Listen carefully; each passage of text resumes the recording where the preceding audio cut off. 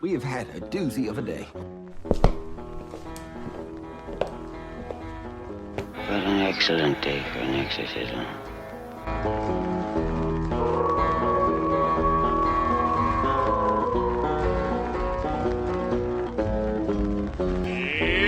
Johnny!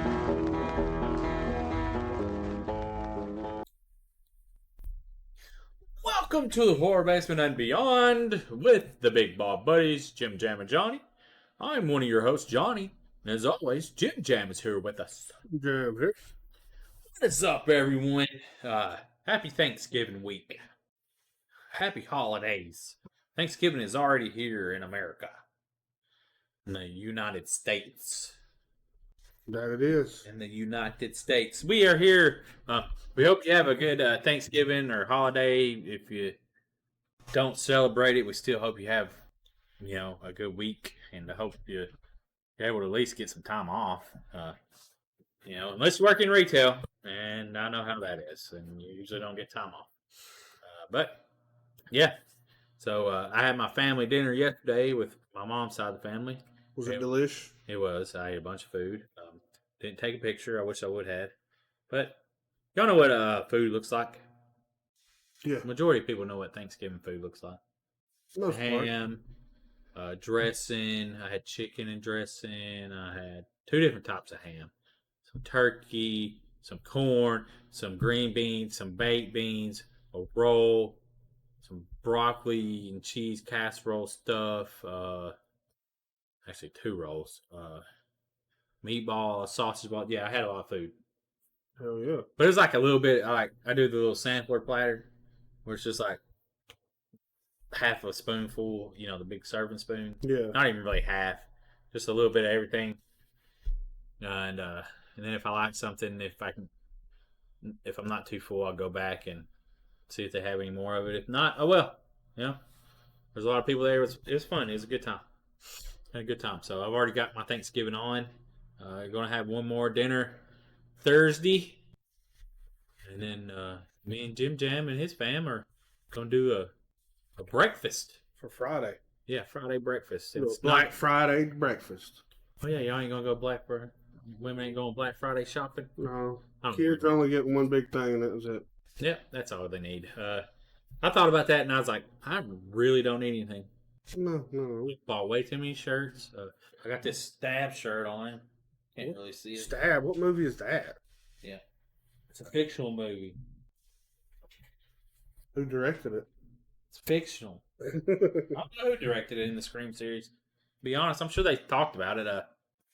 But I got Graveyard Goods had a mystery tee drop, so I got all 3 shirts. I'm not the biggest Scream fan, so the other 2 shirts, I'm debating on what to do with them. How much did you pay for the whole thing? $70. That's what. And they're regularly $30 a shirt. And the one they're not shirts, because one of them's like the original Scream. And then there's a Scream 3 shirt. Selling it full moon. And on the back of it, it has Scream 3, the album. And I think it had the songs. It's like a front and back shirt. It's a really cool shirt, but I'm not the biggest Scream fan. I do like the staff shirt. I like the color. I thought it was going to be all stab because people said something about stab. That's pretty cool. You know, it's kind of meta. You know, that's why I like the Scream movies. But I'm not a huge original Scream fan. Like, I watched the first two Yeah. and didn't move on past that, you know? Because when it hit, I was in. I thought you watched 6, didn't you? No, I've watched the latest movies, and I like them. But, like, when they first come out, you know, I watched the first two, I think. And, like I said, at that time, teenager, had other shit going on mostly to watch movies all the time. We was out partying, trying to get drunk and finger bitches. Finger bitches. Yeah, as they say. Is that all you wanted to do is finger them? Oh, no.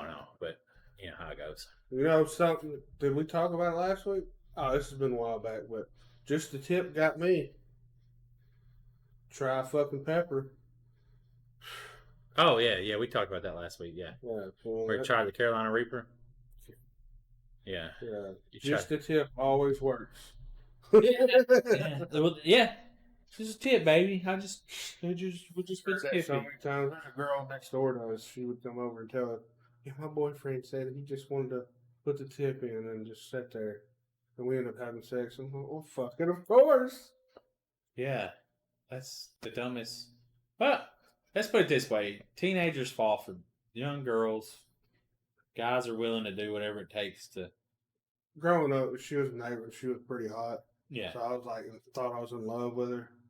And I was like, "Dude, I'm trying to put just the tip." Yeah. Let's be honest. Fucking 13-year-old boy, of course they were going to Any good looking woman, a 13-year-old show yeah. any kind of interest. She's in love. Yeah. So, yeah. I went and got her flowers, wildflowers, and gave them to her. And her mom got mad and said something like, "Get them out of my house. They got bugs on them."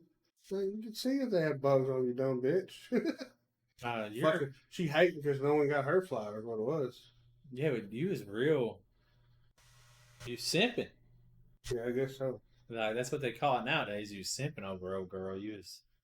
Simping, you just wanted to be sweet and give her something. That's called simping now. Well, I guess or you because simp and do. I guess because females nowadays like to be talked bad to and shit. Well, that's always has, man. I don't know. It seems like Fucking some idiots. of them do. Yeah, they don't know how to be treated well. They're fucking idiots. Majority of women now, like as you get older, I don't want to be in a relationship. My last relationship was so bad. It's like, you wouldn't know how it is to be treated good. So it's complicated. Anyways, let's not talk about that stuff. No one cares about our lame loser stories. We have some horror news. Horror news. I had my hands. My face in my hands or whatever. That's how I'm talking like this. So, first off, Linnea Quigley. I'm just going to let y'all know this. We're old. 25 years ago was 1998. Doesn't seem like it was, but yeah. Well, Johnny, Catch up to that. I'm almost 40. You're in your 40s, so yeah. Yeah, so my 25th reunion would be next year. My 20th reunion was this year, which I don't ever go to. No, I haven't been to one. I'm not friends with none of them, hardly, so why would I go? Oh, I'm not friends with any of them. Like, when we talk about friends, I have a different definition of friends than I think most people do. Like, I wouldn't consider that I'm friends with any of the people that I used to be friends with. We used to be friends. Yeah. Like, we're not friends anymore. I guess you kind of see it as almost like friends are the ones you interact with. Yeah. At least weekly, right? Yeah, like, and, you know, you want to go out and do stuff with people. Yeah. But, like, as far as, like, it's the same way with people at work. You're acquaintances. Pretty much. You're friendly. Because most time when you, like, either get fired or leave a job, You never talk to me. yeah, there's hardly anybody out there. Johnny's the only one. Yeah, so that's why when it's just people like, oh, I'm good friends with this person. Yeah, but are you actually friends? Do y'all go hang out outside of work? You know what I'm saying? Yeah. Like, when you see them in public, do y'all sit and talk for a while, or do you just say, "Hey, man, what's up? Nice seeing you," and move on? Speaking, I saw one of the guys we used to work with at Great Lakes, so Southern one. No clue. Sure was. He's a bald guy. Yeah, Anyway, no clue. yeah, See, that's all he did was, "Hey, what's up, man?" That's it, and he walked by. yeah, So, because you're not friends. yeah. You're friendly. You're acquaintances, and I think it needs to be normalized. It's okay to be acquaintances with people. You don't have to consider everyone your friend, especially like people on the internet, Facebook. You're probably not friends with them because the level of friendship goes. Would that person turn you into the cops? You know what I'm saying? Yeah. If they would, then they're not friends. You know what I mean? Yeah. Like your real friends would be like, I don't know, man. I don't know what happened. Don't know anything about it. You know what I'm saying? Yeah. Keep their mouth shut. And most people aren't going to do that because they're not your friend. They're going to protect themselves, and that's just how it goes. You know. Speaking of friends, they're going to get together and do stuff. Big Ball Buddy Meetup Yeah. 2 is happening. I And don't think we didn't we say we was going to do something last week, or did we? we already talked about. I don't think we had the Mick Foley thing down, did we? No. So Yeah, Zany's. We might December. have. Well, if not, we're going to say it again. But December 21st, Zanies. We're not. We're not hosting it. Yeah, the way I put it out there, like we fucking set this shit up. No, we set the Big Ball Buddy Meetup to go there. It was already happening. I reached out to Battle for the Battleground podcast. Who works at 105.9. He didn't know nothing about it. He said Zany usually reaches out to him. But anyways, he's like I said, he's the podcast of Eli is his co-host. He used to do the Music City Horror podcast. Okay. But yeah, they got a wrestling podcast, and I reached out and asked if he was going because he's a big wrestling fan. He didn't know nothing about it, so yeah, we'd like to do. It'd be cool if we help sell it out. Well, the whole thing is the Big Ball Buddy meetups are just more likely a group of guys. Yeah, You just like-minded. You want to go out, and you don't really get the opportunity yeah. to Like, go out much, and like so the last one we had, one of the guys, John, or both of them, really. Paul, Yeah, Paul. Well, I didn't want to make it sound like they didn't have no friends or nothing, but they don't have friends that to go do stuff haunted houses. like this. Yeah, I mean, they said it. yeah, It's no big deal. yeah. They didn't have friends that like going to haunted houses, so it's always cool to have people to go with and do that. And of course, John is a wrestling fan, so he already got his ticket. So we know we got John. So it's. I think, and you can sit at the table, just have a conversation and hang out, and just get out of the house. And we get to listen to Mick Foley, Mankind, Do Love, what else? Cactus Jack. I mean, when you're middle aged, so we're middle aged now. Yeah. You gotta have an event to go to or want to get out. It's a lot harder. It's going to be awesome make because friends, I really. say Mick Foley's going to be so cheerful because this is his favorite time of the year. Oh yeah, Christmas. yeah, that's right. So yeah, I hope he comes. It'd be cool if he comes dressed as Santa Claus out. that'd be freaking hilarious and great. Are we gonna do a Mick chant like wrestling when he comes out? Like How do you do it though? Mick, Okay. Mick. Like I bet it'll happen. because I thought about like before he come out and just, are we doing a Mick chant? Are we gonna do a Mick chant? Like, you know what I mean? Like, but I don't want to be that guy. I mean, I would think like he's a wrestler. Like when he comes out, wouldn't you just be like, Mick? But more than Mick, likely, Mick. we're not going to be able to have our phones use our phones because I don't care. that's fine. But they got these bags you put them in where you. Well, it says it's at their discretion. They're just letting you know that it could happen. Well, yeah, but I looked these bags up and you just put them in. They don't block your signal or nothing. It's just in that zone. You can't unlock the bag until you get out of the zone. So you carry it with you. Oh, okay. Well, at least So- I have it on me. Yeah, well, bring your watch. If you like Yeah, I don't care. emergency, well, I mean, I'll be honest. I'm gonna bring a watch just in case of an emergency. I need one. Because I don't need to be on my phone. I think it'll be, and I It'd can be- see where it'd be a distraction where people are on their phones, like filming the event. It's like, dude, enjoy your time there, make the memory with your friends, and it's gonna be fun, man. So if you'd like to go, We got a link on Facebook, the Big Ball Buddies group. It's pinned, right? You pinned it? yes, I pinned And it. it has the link for the tickets on that event. So you Yeah, they're can only $30. Oh yeah, but you can pay more and you can actually meet Mick.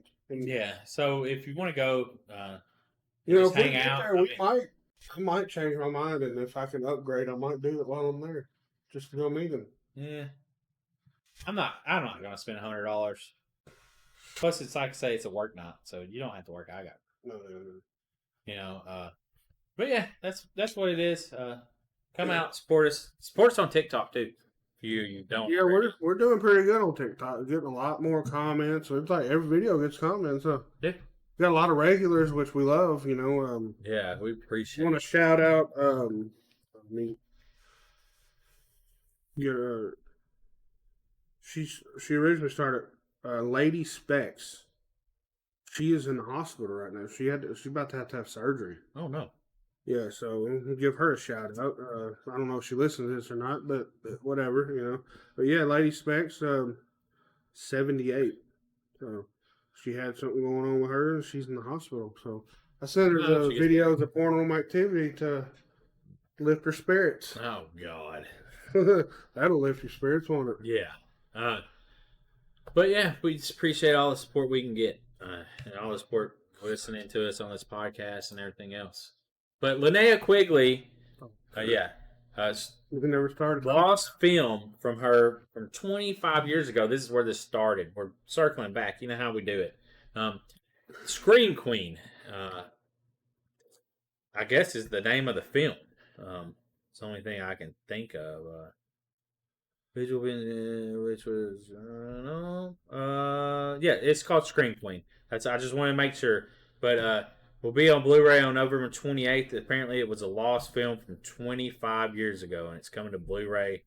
So be on the lookout for it if you want to support that. Just thought we'd give a. This Super Obscurity was shot in 1998 by indie horror. I don't know what stalwart means. Brad Skies, and finally finished in 2002. Considered a lost Linnea Quigley movie, Scream Queen is not only a solid 90s shot on video slasher that borrows from the Italian giallo subgenre, but also takes swift jabs at the U.S. independent horror movie scene at the time. So,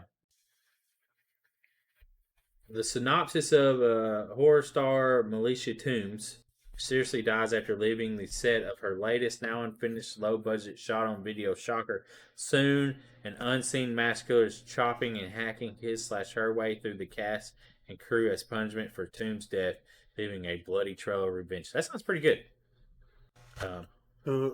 So it's a late 90s shot-on-video revenge type movie. So What did it say? Why it didn't never come out? I never really did. That's crazy though. It was independent, so it's a good chance that it didn't get the right funding. It's kind of like that one that they're going to do a sequel with Bill Mosley's character in Texas Chainsaw. Yeah. Top. They're going to try to do American something killer psycho. Not American Psycho, but American Camp. I don't remember. But the son of Toby Hooper was going to try to do it, but it was going to be based around Chop Top. But I don't know if what's going on with it, but we talked about it before. So this is what it says. Visual Vengeance gave Quigley's film Heart of Darkness, which was shot in 89, then got lost in obscurity and distribution false starts for over 30 years of Blu-ray release. So they're doing the same thing with this one. So it's pretty much the same thing where, it just gets pushed back, put on the back burner, and eventually just forgotten about and just given up on. They're going to start treating fucking horror movies like wine. They're just going to make them and let them sit for 20 years and then put them out. And really, with the people that are in the horror community and, fame, like you got higher end, well-known actors, actresses. I can see it happening. More often like the unknown films or the independent unknown films that are sort of well done, people will buy them. Yeah. You know, get that nostalgia in too, because it was 25 years ago. Nostalgia's coming back. Hell, Yeah, and you remember the 90s. What'd you call it? Southwestern style Yeah, clothing. the patterns are coming back. The 90s, like girls are wearing like high waisted jeans now and shit. like your wife said, Miss James said, like the Aztec patterns. You know, the just it's all coming back around. Native American looking clothing and stuff. Yeah, them patterns. So hell, I guess we're gonna have to start watching some. What is it? National Lampoon's movies, like Christmas Vacation and shit. But hey, speaking of this, I got some ideas for my ideas. They're gonna happen. So it's like no one can steal it because I'm gonna get it out before that. But I got a Days of Thunder image coming. I'm gonna put it on the back of a flannel. There you go. You gonna have a green flannel? Yeah, I got one of them. And I got Weekend at Bernie's coming. It Oh, yeah. should be here today or tomorrow. But well, I don't. I found one image. This is the image it's gonna be though. Oh, that's not green. Found that one. Yeah. That is someone made it though, and my buddy Carol that owns Halloween Hollow, well, co-owns it.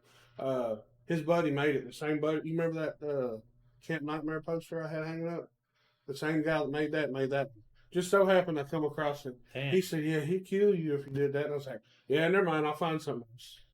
But that one, I'm gonna see him next year at Camp Nightmare because he's gonna be there again. So I'm gonna talk to him and see if he'll let me. Maybe we can work something out. You know, it'll only be one probably, so I'll give him half the money or something. But I think it would be cool to be on the back because that image was awesome. Yeah. A lot better image than just the regular movie poster. But yeah, I thought like 80s, 90s movie posters on flannels would be pretty cool. But like the Weekend at Bernie's is not going on flannel. It's going on. I'm not going to talk about that right now. Because I ain't trying to have nobody steal my idea. 'Cause I hadn't really been seeing it. No. And so yeah, but I just know that a Weekend at Bernie's shirt is coming, but it's not what you're thinking. Because yeah, Yeah. There you're going. but we do have Christmas horror flannels out. Or well, I'll order some more images, but I'm gonna start. I don't know if Johnny will set up with me, but if it ain't too cold, set up at the flea market on Saturdays. Try to sell some stuff. You know. Yeah. Well, there's a lot of And then a lot of craft fairs, you know, because there's a lot of craft fairs, man. So I was told that we need to do regular Christmas stuff too, not the horror Christmas, but just regular Christmas. Why? I don't know. Who told you that? Yeah, I don't know. Come mind his own business. Is that what you're trying to be, or is that what you're trying? No. You got to try to do what you're trying to do. But the whole name of that's why I was like, you know, the whole name of the fucking thing is the Horror Basement Boutique. It's not Yeah. fucking. You're doing horror. Yeah. You're catering to horror. You're not catering to Christmas. Just how happened it's that time of year. Yeah. But we got Christmas horror images, so it's perfect. That's Christmas. Yeah. We got Krampus, which maybe it'll do better in the wild, but online, no one's even. Who like? Oh, we're not. I'm just sitting there thinking, like, what other companies cater that are horror just cater to just Christmas stuff? Original, they have horror images on them. Oh, Because you're a horror company. Yeah. Okay. Anyways, let's move on. So we have a news article that the People Under the Stairs reboot, from Jordan Peele, produced by Jordan Peele, has found a writer. I guess he's been tied to this for the last 2 or 3 years, but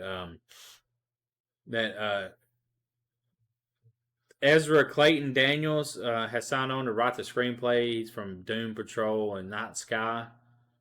So, I mean, it could be interesting. Everyone remembers the People Under the Stairs. It was Sean Whalen was that, wasn't he? do it? Sean Whalen. Yeah, I believe he was in it, right? Mm-hmm. What was his name? Bug? Is that his name? Ah, man. But that was one that stuck with you. Yeah, that's because it has the kid from the Mighty Ducks in it. Yeah, it's a good movie. It's always like watching it as a kid. I guess still don't know how I seen it, but parts of it. I probably didn't get to see the whole They got movie. Fool. Yeah. And then we have, where is it showing? Ving Rhames. Roach. That's what. Roach. That was his name. Bugs Club. Yeah. So yeah. Grandpa Booker. So he's passed. it's got a screenplay writer. Yeah. And it'll probably be out in 3 years. So keep an eye out. He was in The Sandlot too. He played Kenny. Yeah. What, the kid? Yeah. Yeah. And he was in Mighty That's Ducks. what I remember. Jesse Hall. I never watched Mighty Ducks. I don't know if I sold it or not, but I think I got a Sandlot flannel still available. I did. All right. Well, I still, the ones that were left over are in the Buick. So, all right. Anyhow, but yeah, so we got that coming. You say it was a reboot, right? Yeah. Reboot. Yeah. They just found a writer. We're just letting people know that they found a writer. What the hell? Terrifier, y'all, is getting a novelization and a podcast. I don't know. I guess we'll get a little bit, I don't know how they're going to do a podcast. Well, what they're going to do, they're going to, I guess, break down it further. So obviously, they surely have to have Damien a part of it, right? And you necessarily don't have to have David on there all the time, but you should have fucking David Leone, the man that created this crazy psycho. But maybe. I mean, people. I don't know. Probably. I don't know how much you can talk about Terrifier, to be honest. It says the Cineverse Podcast Network, which has a Bloody FM podcast banner, will be launching a new podcast that's dedicated to the Terrifier franchise. We'll see if I can find it real quick on my Castbox app. I don't know if y'all use that, but yeah. So I deleted it. Are you interested in reading Terrifier novelization? So they're going to make some books out of it, and going to have a podcast. They're going to oversaturate it. People are going to get fucking tired of it, and we'll move on. Yeah, I had to delete the Castbox app because when I would turn my Bluetooth on, it would automatically want to start up in my car, and I did not appreciate that. You know what I mean? Yeah, I don't know what it's not pulling up, so it's not out yet. Well, I'm just saying because that Bloody FM podcast. Oh, well, it's on their own net, so it's probably something to do with Cineverse. We tried to do that before. Yeah, on network, didn't work out well. Yeah, it's probably a Cineverse Podcast Network, so they're Bloody FM podcast banner. I don't know what. So they probably have their own little thing that you got to go to, maybe. So if you're into Terrifier and you love it, you'll get more products, more maybe in depth on the special effects and the preparation to make the films and stuff, some behind the scenes stuff, right? I mean, that's the way I take a podcast would go, right? Yeah. More likely. Speaking of podcasts, I don't know if we talked about this on the Horror Basement or back when we was doing Beyond the Basement. Beyond. Okay, so Pig Killer is coming to is out now in theaters and VOD. Oh, reaches VOD and next week. Oh, it's in theaters right now, so I'm sure it's select. We got a screener for this, and what the fuck? This is about Robert Picton. He's not a pig killer. He is the pig farmer. Yeah, he killed a lot of serial killer. But we got what's his name? Busey's Jake Busey playing Robert Picton. Man, they got some scenes in here. Did I send the scene to you? I don't know. I don't think so. Well, they show a woman blowing a dude, and they show the dick in the mouth. But I don't think obviously it's not his dick. I think it's real. It's like a dildo or some shit. Yeah. But they show that shit. Wow. hard to believe an actress would want to do that. I mean, that's cool. Yeah, I guess. And where was you following up with that? So yeah, I watched it. This shit was fucking crazy. Anyways, the whole situation with Robert Picton, but this movie was fucking wild, gruesome. But the one scene I'm talking about is, dude had like a mangled dick. It just looked, it was horrendous looking. And then, I'm not gonna say all of it, but it's shot really well. It's supposed to be in Canada. That's where it took place. But I wouldn't Wow. say it's a rated R movie. I say it's more of like X rated Oh, damn. because A lot of nudity? Yeah, it shows Baleen, I think, naked. She used to be a big actress back in the day. Okay, yeah. Yeah, I think it's, but it does show some nudity. Obviously, it shows some. So it's got BGB? Yep. Got some guts? Lots of it. Got some blood, guts, and boobs. Speaking of, what are y'all doing Thanksgiving Day? Eating with her mom. What time? Noon? Noon? Sure. I'll ask. Because we could go and watch Thanksgiving at 4:45 in Tullahoma. On Thanksgiving Day, sorry. I don't know, I looked that up. But yeah, that'd be pretty cool because I only got one Thanksgiving thing to do on Thanksgiving Day. It's in Murfreesboro, but I should be home. Starts at noon. Eat at noon. Going to try to get there like 11:15. Be able to leave by 1. That's it, you know what I mean? And then, and then be home. And then at 4:45, they have a showing for Thanksgiving. To watch Thanksgiving on Thanksgiving. I mean, Amy's on the way home, so when we're done recording, we can talk to her about it. But that would be fucking cool. I mean, that'd be cool. Have any of you watched Thanksgiving? If you have, let us know what you think of it. Just hit us up on social media and just tag us. Big Ball Buddies or whatever. Follow us on the Big Ball Buddies and create a post and talk about it. Yeah, we got a group that it would be cool to do it there because everybody can see it, and I would like to build it. Because lately, there's some people that we had one guy post and said he's with us with the baldness or whatever. So that was pretty cool. But yeah, it would be cool to just be able to talk about anything. You can tell us about kind of food you eat or new stuff you've seen out there and that we would like to review or just put that up on the page. Like, hey, if y'all just whenever, not right now. But like something, like more interaction. Yeah, like hey, if you see new food, hit us up on here. Let us know where you found it.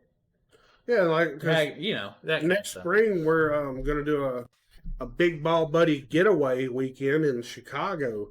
I guess we're gonna call it a Big Ball Buddy meetup, but we're gonna do it. Jim's rushing this. Maybe we'll see. But I already want to. We got 2 people I know up there. So we got Angela, former co-host of the podcast. She recommended some places we go to try, and we'll try to link up with her and have dinner maybe, and her husband. Yeah, that'd be fun. She's almost done with 1 or 2 more years, and she'll be retired. So I think she's getting the fuck out of Chicago. I don't blame her. So, anyways, then Pato. He seems very excited for us to come up there. So we'll have to link up with old Pato and we're gonna have to whoop his ass in some fucking skee ball. Yeah. I don't know, that championship belt I made was a piece of shit and I threw it away when we moved, so yeah. Go get me a cheap ass WWE belt and just put a little sticker over it says skee ball champion. Yeah. Get one of them toy ones from Walmart. That's what I might do if we do it. I'll take that up there and I'll have, Anyways, so we got this Exorcist Believer is coming to Peacock next month. So the new one, the sequel will this be the sequel to the? I don't even know if I even saw the Exorcist remake. Is it out? Yeah, it come out. We didn't watch it. It come out to theaters. I didn't get to watch it. Okay. So God. What? I guess I need to I watch wanted it. to watch it, but I didn't get to. Oh, that's the one with Danny McBride writing it, wasn't it? Yeah. So it's the same people that wrote the Halloween stuff. Okay, so we'll have to check it out. Man, maybe we can hang out one night. We watch both of them back to back. Yeah. Oh yeah. Well, there's a big ball buddy meet up with just me, Johnny, and the fam. Now, but yeah, coming to Peacock next month, December 1st. So you can watch both of them. So y'all, we saw this come across. We got a triple Xmas movie coming. It stars Felissa. It says Felissa Rose, and Dolly Lee, and Drew Maverick, and Jesse Flux. Jessa Jessa. Flux. We know of her from she done some movies with Donald Farmer. So No idea. yeah, she's one of those low budget scream queens that also has OnlyFans. So she, I think I looked her up before, and she does some she's old school like webcam back in the day. Oh wow. So yeah, I don't mean to say she's old or nothing, but you know what I mean. She's like early 2000s. She was doing it when it first started, I guess. Rich. Yeah, but yeah. I'll show the poster real quick over here. I'll go to full screen, and y'all can see the poster of it. But here it is. Looks like it's gonna be some BGB in it, some blood, guts, and boobs. There's Drew Maverick right there. He's good friends with Nightmare Christie, which we're hoping to next year get out to Vegas too. Go see the Nightmare Toys at their new store, because we was lucky enough to see the OG store and do a podcast out of it. But yeah, it'd be nice to get out there and see the Nightmare Toys and Nightmare Cafe, right? 100%. And then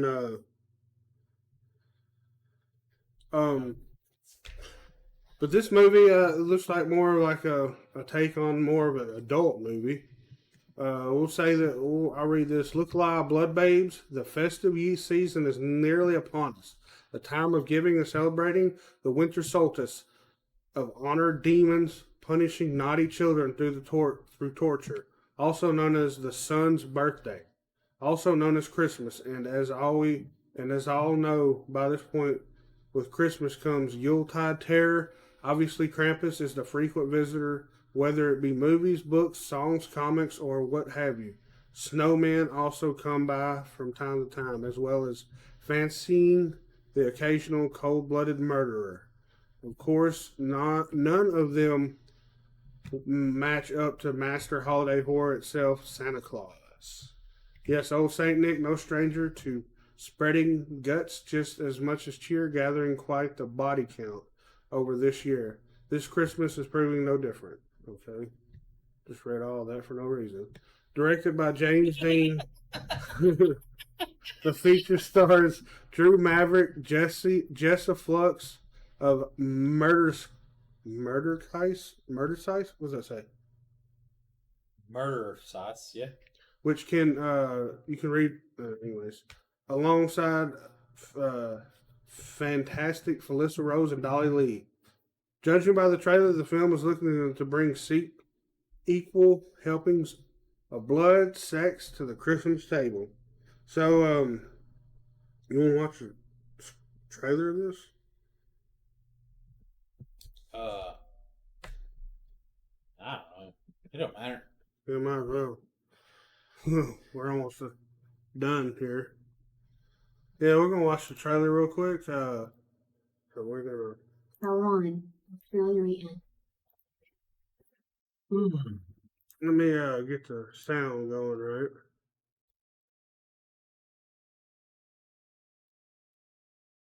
Here we go. All right. Let's see if you'll hear that now. God damn. Fuck. No, you can't hear nothing. Jesus. You okay, bud? Right. You okay? I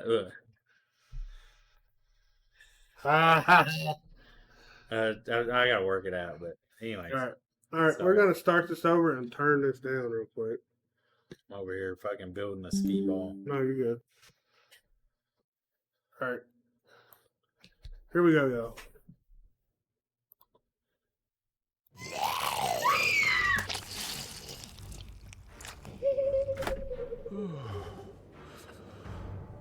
Oh, welcome home, Nikki. Sit down and I'll bring you some cookies. You do know you're the only one that still calls me that, right?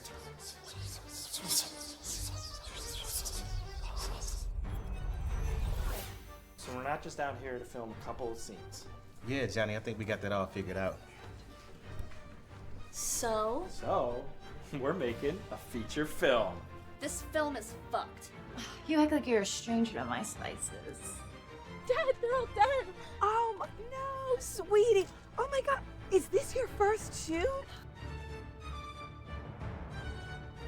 This is my fucking set. Wait, we're working with guns? You were on the nice list for so long! Why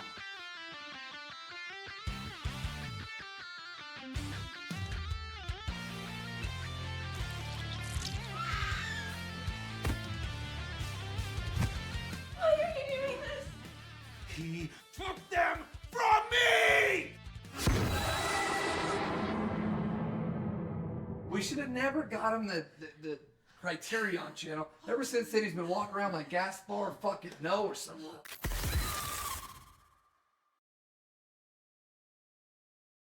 Hell yeah! If you want to go support Felissa Rose, that's a good way to do it. I'll go back. Right there. I was wanting to look right there. Pause it on the movies. Psycho 8. Huh. That's so, what's his name? We interviewed him at Full Moon. Bree introduced us to him. Oh, man, if you wouldn't, that has Atticus? Adam. No. Bennick. Addison Bennick. Addison, yeah, that's it. Addison Bennick. Yeah, Psycho 8. I knew. I was like, does that say Psycho 8? That's a pretty good movie. I got it. Yeah. Psycho 8 2's coming out. It's like a movie like it's tongue in cheek, man. Yeah, it's kind of cheesy and fun. It's a trauma. Yeah. It's, like, I think it was highly influenced by trauma. Yeah, because Hey, Johnny got to interview him. Yeah, I did not know I was doing an interview that day. Yeah. Won't ever forget. I was like, do what? Oh, yeah. Oh, yeah, we want to interview him. I was like, what? Did I know? Yeah. Oh, my bad. Yeah. Back when I had a bad time about telling Johnny we're doing stuff like that. Yeah, I was like, I thought we were just here to watch a movie. What the fuck? So, yeah. Hey, I want to touch on this. Sending the love and all that out to folks in Iceland. If you know anybody that lives out there or know anybody, be safe out there. Get the fuck away from there. It's mainly in the Grindavik area. Grindavik? Is that Grindavik? Right there? Yeah, sure. Volcano about to go crazy. Look at that right there, Johnny. Good God. What would you do if you was like driving and this happened right here? Opened up, the fucking street just, well, you'd hear it feel the earthquake, but yeah. They're dealing with some volcanic and lots of earthquakes, so if I was in that area, I would get the fuck out because hell is coming up from the ground. So this looks like something out of a fucking movie, though. Oh, well, I mean, earthquakes are happening everywhere. It's gonna be rough. Yeah. But yeah, well, man. Yeah, everybody. Well, I think we'll have another episode before Thanksgiving, but no, this will be the Thanksgiving. Yeah, this is Thanksgiving episode. So happy Thanksgiving if you celebrate it. Happy holidays and all that. Just good be stuff. safe. Like if you drink and all that stuff, be careful, man. Get fucked up, Be careful, don't go to jail. Is that blue and white camo? Yeah. Okay. Cheesy. But hell yeah, y'all. I appreciate y'all watching. If you watch on Tingler Television, they're going through some changes with stuff, so just keep a lookout for that. But yeah, you can find us. Well, you're listening to us, so you already know where to find us. But be sure to contact us anonymously if you want, 931-325-9755. And you can visit tnhorror.com. Got any concerns or anything, just message us there. Have a good, happy Thanksgiving. Eat all that good food and all that good stuff.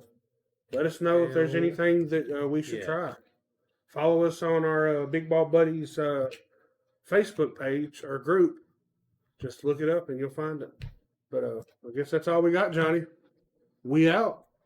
Peace! Now it's time to say goodbye to the Basement Guys again. They would like to thank you folks for kindly dropping in.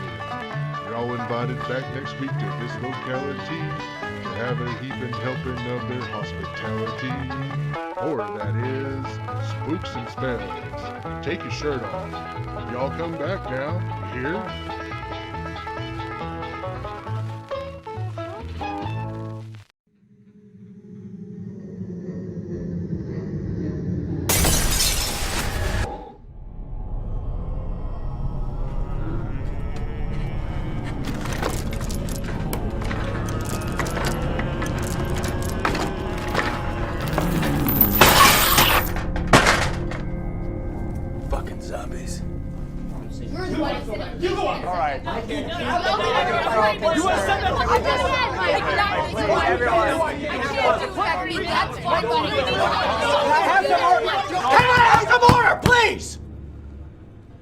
Now, we all know what's going on out there.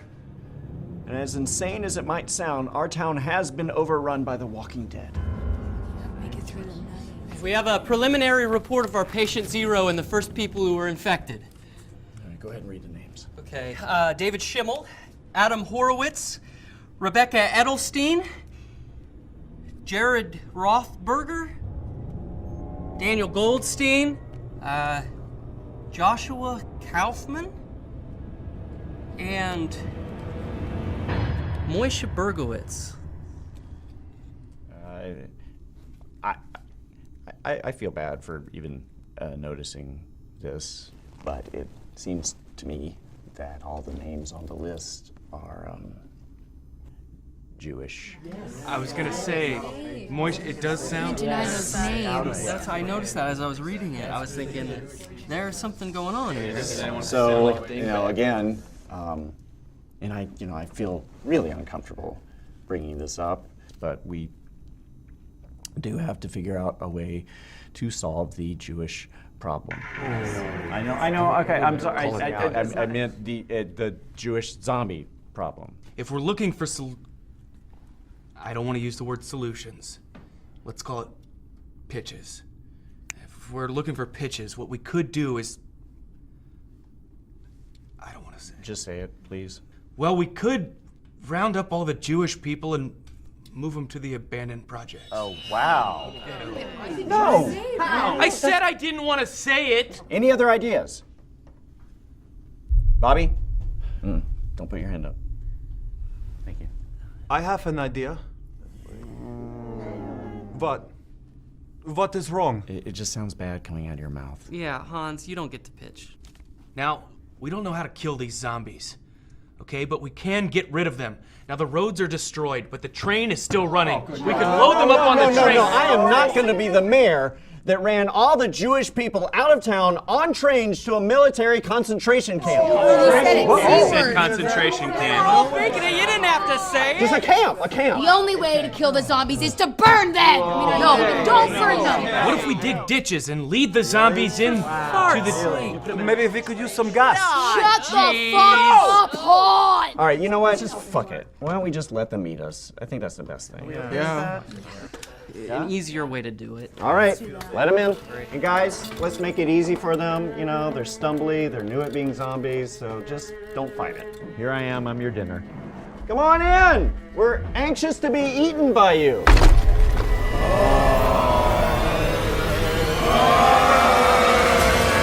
See, this I'm more comfortable with. Oh, I feel good about this. This feels better! Oh, still better than the alternative! I'm not anti-Semitic! I love Woody Allen! I did JJ once! Yarmulke! Yarmulke!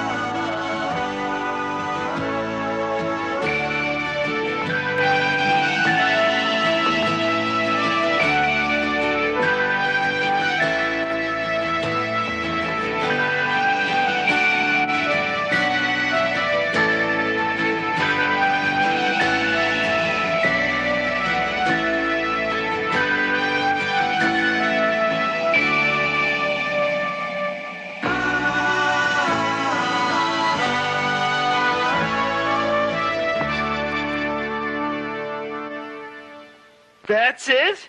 An orange, a hard-boiled egg, and crackers? I can't eat this stuff. I need a nice, fat, juicy mouse! Hey, look, Sammy. It's the best I could do. Ever since those dogs moved in on that restaurant next door, food has been scarce. Even the mice are thin. Oh, tomorrow is Thanksgiving. People all over are gonna be feasting on roast turkey, pumpkin pie, baked yams, raisin stuffing. Gravy, potatoes, apples, cider. Oh, yum. Cranberry sauce, baked apples. Mice. Hey, cool it. Stop with the food talk, will ya? My stomach hears ya. Oh, sorry, Duke. We got carried away. It's just that, well, let me put it to you this way. We're hungry! I know that. And there's plenty of food to be had if we get rid of those dogs next door. Yeah, easier said than done, Duke. Well, what are we, men or mice? I like cheese.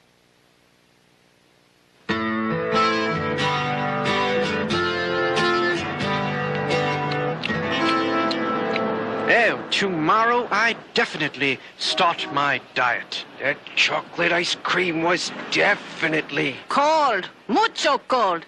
I should have stayed in Mexico.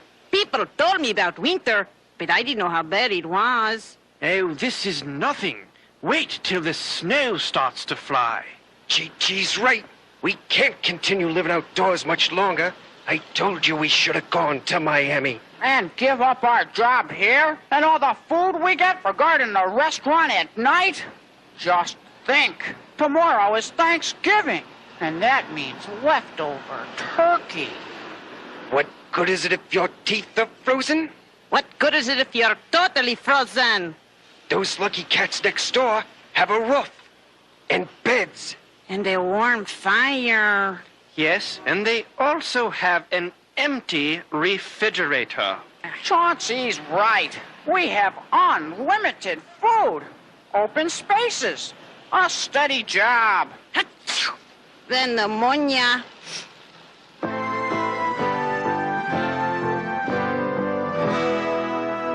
We need a place that we can call our own. So when the night comes, we won't have to roam. 'Cause it's no fun at all being out there when the snow begins to fall. We're just looking for a winter home. They say it's a dog's life. Well, that makes no sense to me. They say it's a dog's life, but I have to disagree. A climate change right now would be just great.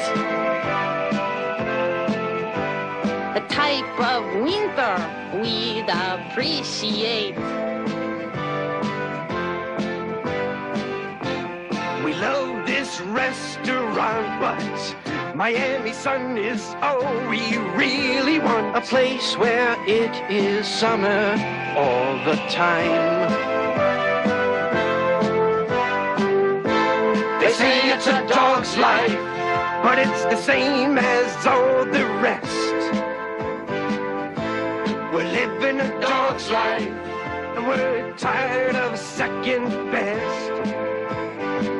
A dog's life, well, it really is such a curse.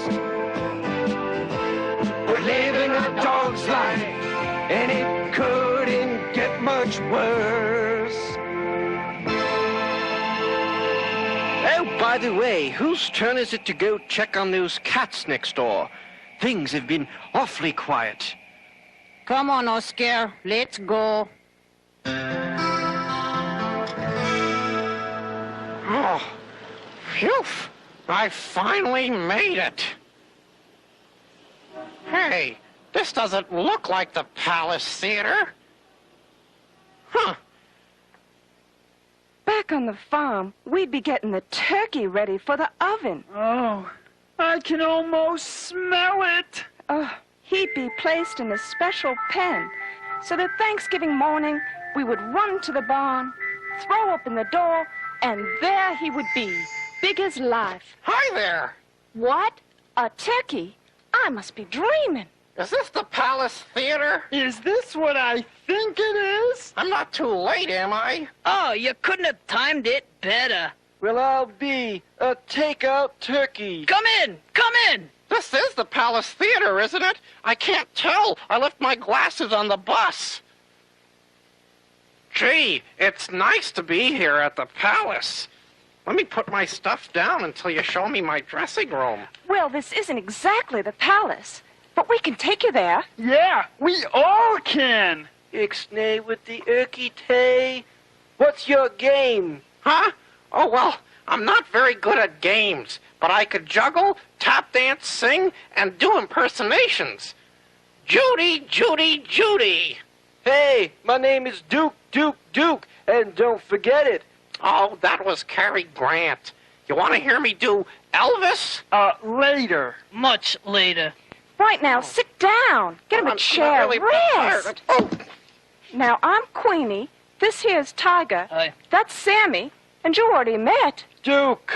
Well, I'm Tom, and I am so excited. This is my first time in the big city. I've never been to New York. You haven't made it yet. This is New Jersey.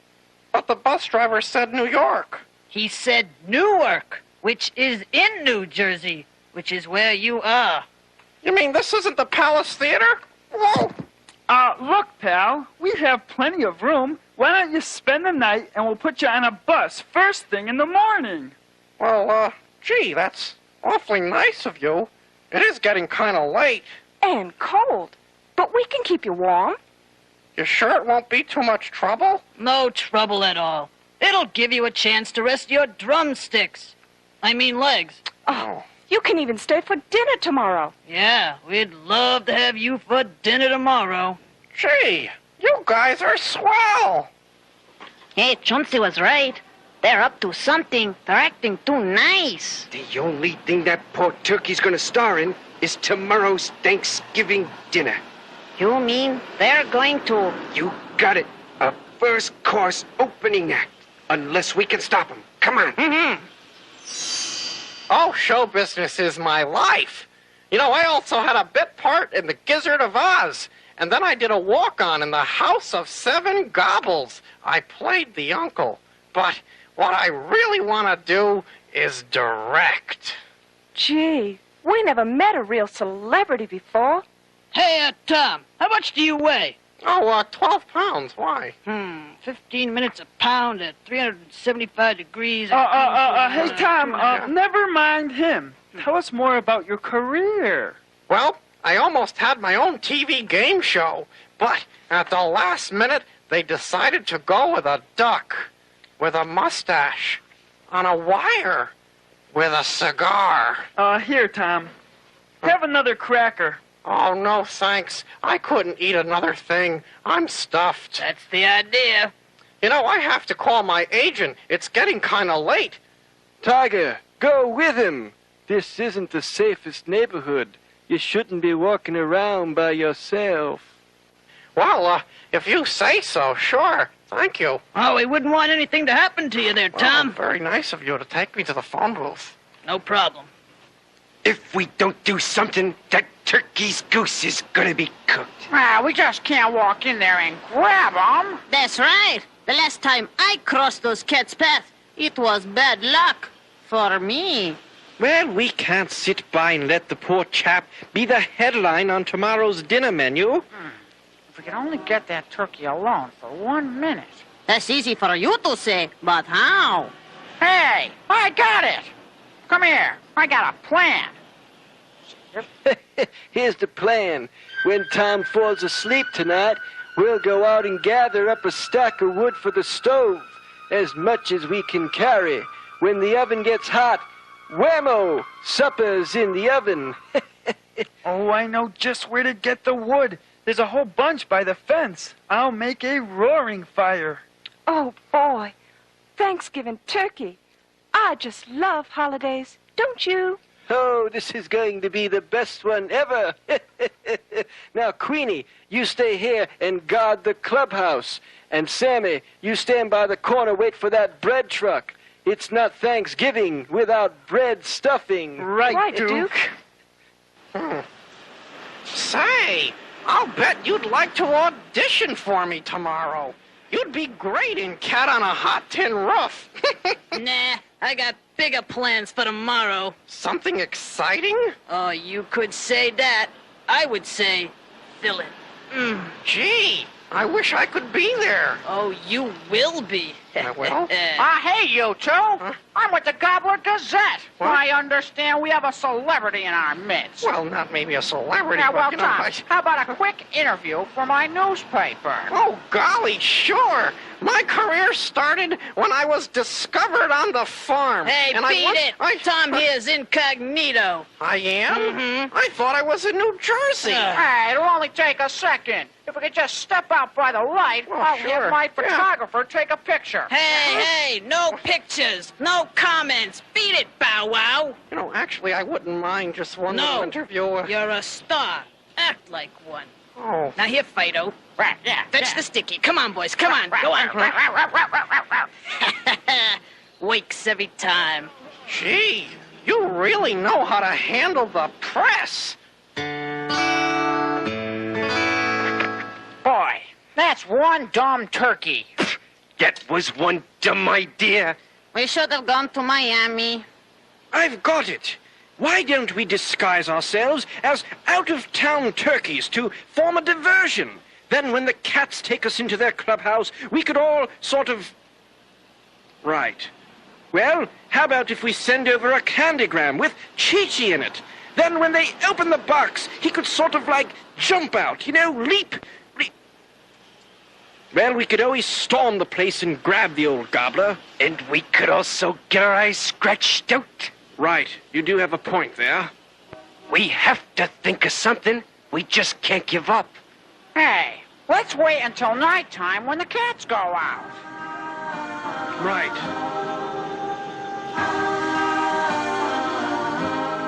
Okay, let's get this straight. You guys are going to give us $3 just to go over to that window over there and make a face. Ah, that's right. You got it. Do we have a deal? What's the catch? Probably you. All right, you got a deal. Come on. Piece of cheese.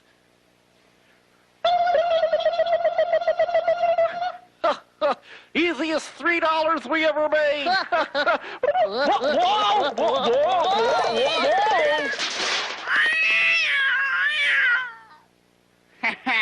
Works every time. Let's go get the others.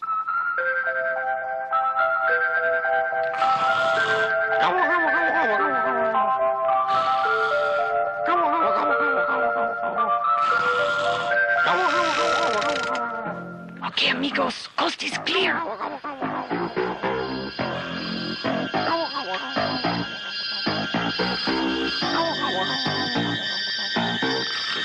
Hey, Tom, wake up. Hurry up, they'll be back any minute. Oh, wake up, chap. Is it morning already? What time is it? It's time for you to get out of here. What do you mean? Say, you're the guy from the newspaper. Yeah, that's right. How about a quick interview? At this hour? All right, maybe a quick interview. But my friend said not to leave till they got back. I gave my word. Hey, if you want to hang on to your feathers, you'll come with us right now. What? Yeah, we'll explain the rest to you later. What do you mean? Come on. What? Oh, all right. Come on.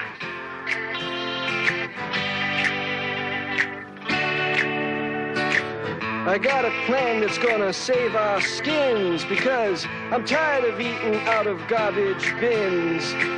Can't sit around, we gotta act right now because a dog's life is the cat's meow. Cause we are the cats and we got a lot to say.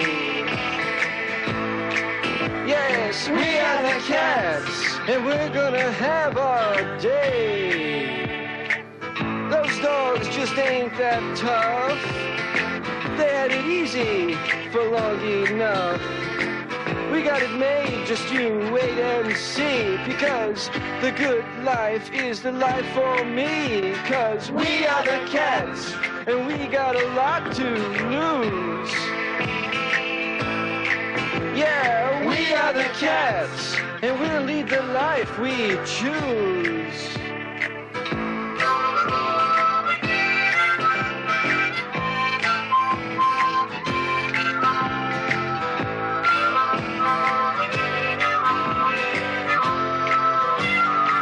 Tom Turkey is our newfound friend. Too bad his career has got to end. His next performance will be just great. He'll be appearing on my supper plate. Cause we are the cats.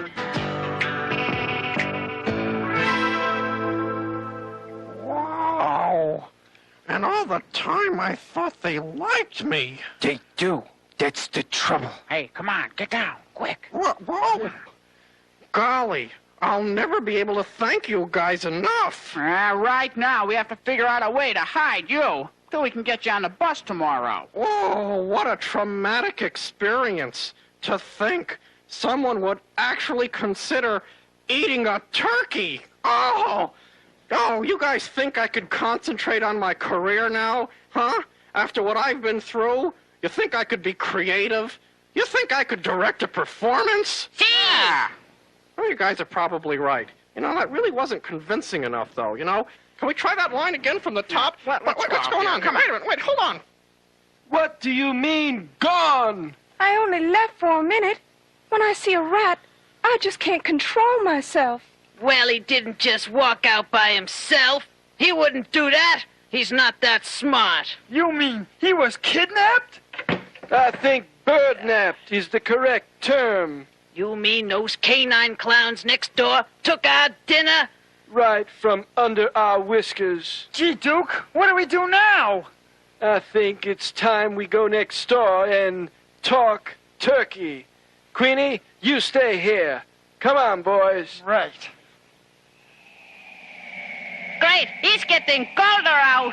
You have to think positive, old chap. By tomorrow, I'll be positively frozen. Hey, it's getting stuffy in here. Get back in here before somebody stuffs you.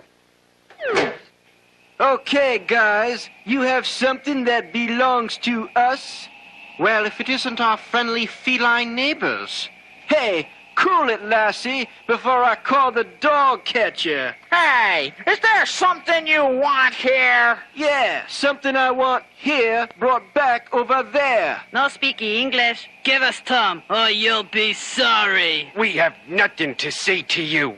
But we'd just like to talk about our cat contract. Cat contract? Yeah, there's a clause I'd like to go over with you.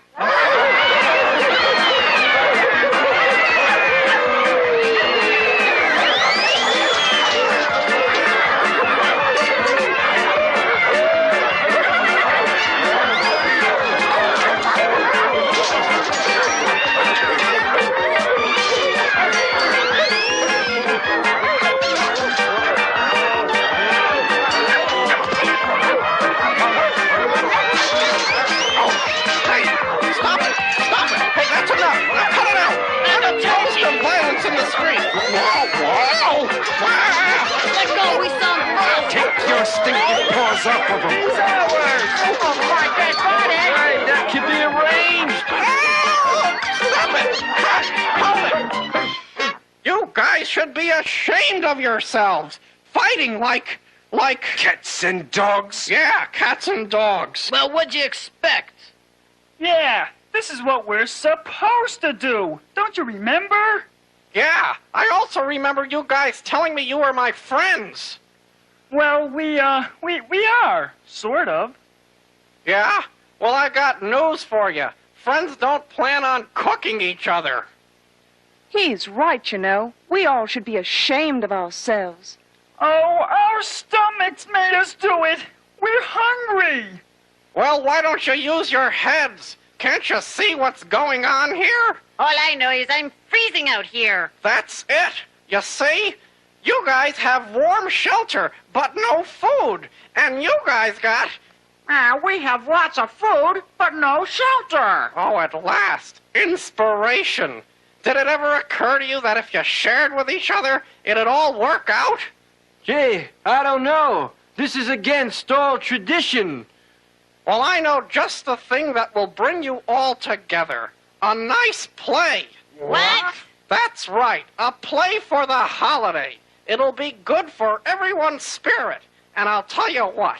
I'll direct it. What? We don't have much time. There's a million things to do. There's scenery, costumes, rehearsals. Oh, the excitement of opening night. This'll be the greatest thing to hit this alley.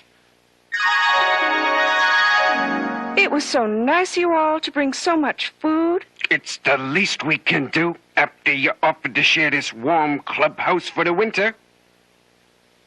Well, if everything's ready here, can we get started? I think so. What do you say? There's no business like show business. Okay, guys, the show must go on. I feel like a real jerk. Now, no temperaments. I don't know how I got talked into this. 1 second, please. Wait for your introduction. Oh, okay, Oscar, hit it. Ladies and gentlemen, as we all know, we are gathered here to celebrate Thanksgiving. Isn't this exciting? Yep. Hundreds of years ago, the Pilgrims landed on these shores to build a new life. You see, the Indians had been living peacefully for many, many years. I hope my mother isn't watching. One day, the Mayflower landed, bringing the first Pilgrims to America. That's your cue.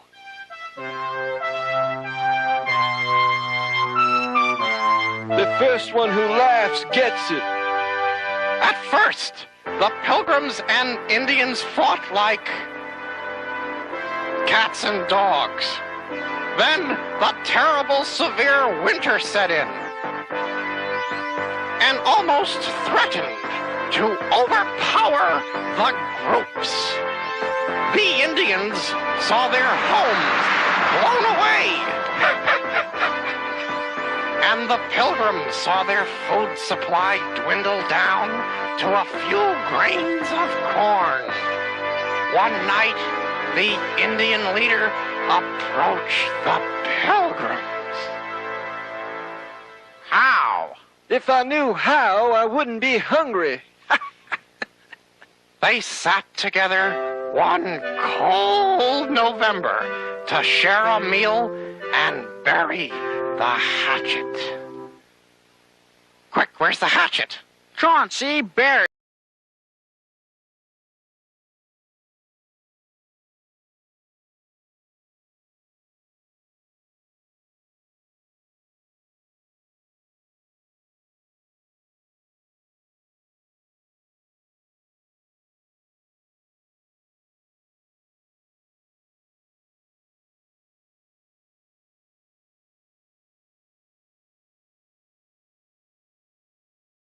Promise not to wear these stupid costumes anymore. Please, can we get this over with? I'd like to get out of here. My career, what's left of it, is at stake. Speaking of steak, when do we eat? Not until we do the closing number. We can't have a show without a closing number. What are we waiting for? The musical cue.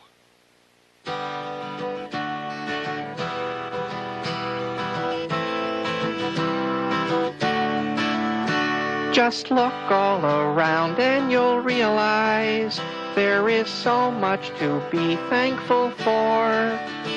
It just doesn't matter how little you have. If you have friends, you'll never be poor. Reach deep inside and I'm sure that you'll find the moral is perfectly clear. Just leave all your feelings of anger behind. Let the Thanksgiving spirit last throughout the year. And you'll find that this Thanksgiving magic must be given a chance to begin. It's not something that you can reach out and touch. It's a magic that comes from within. You'll see a magic that comes from within.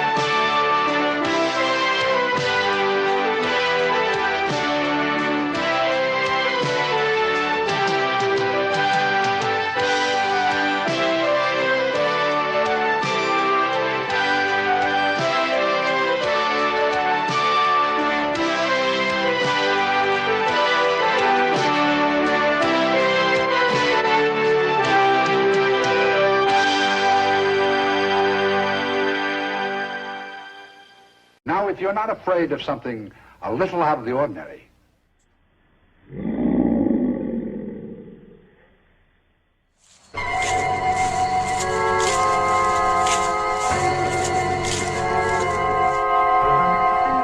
vampires, werewolves, ghouls, ghosts, mummies that come back to life after 3,000 years, the magic moments of terror.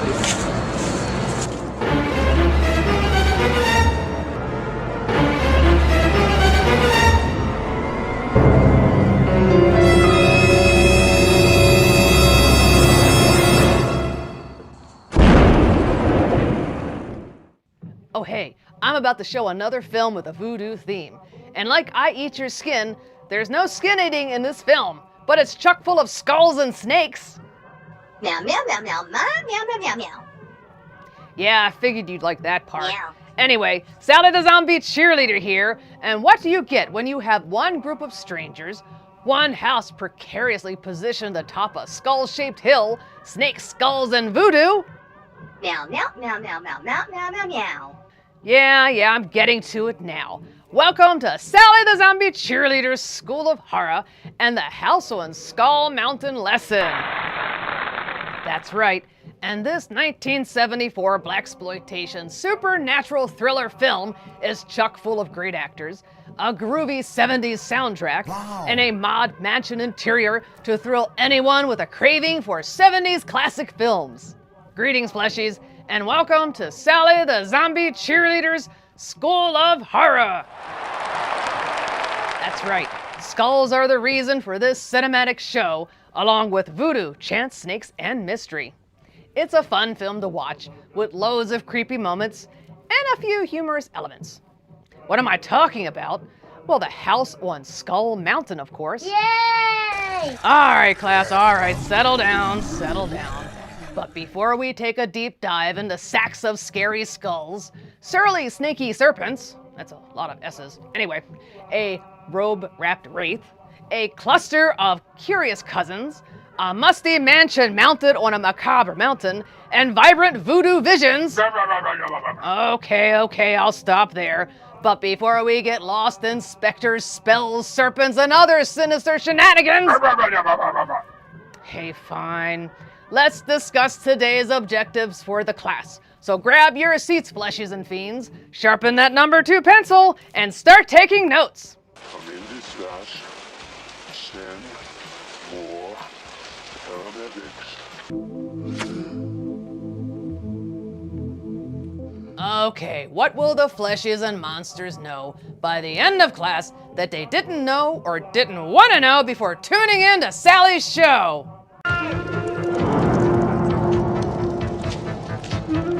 Understand what's so scary about Skull Mountain.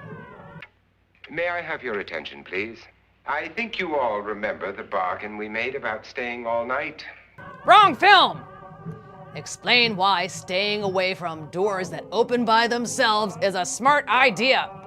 Will you handle this on security station deck 9? Aye, sir.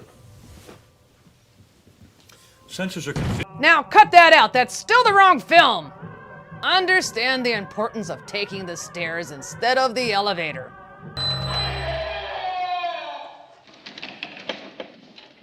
Did you hear it?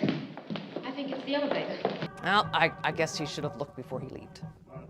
Identify numerous reasons why you should stay away from House on Skull Mountain. The advantages of spending a week on Voodoo Island versus a week on Skull Mountain.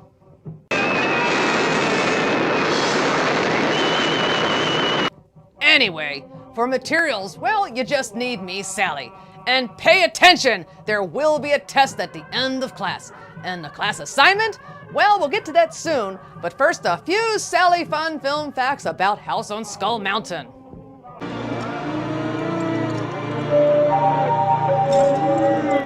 All right, we have a full class today, so I'll try to keep some of this brief.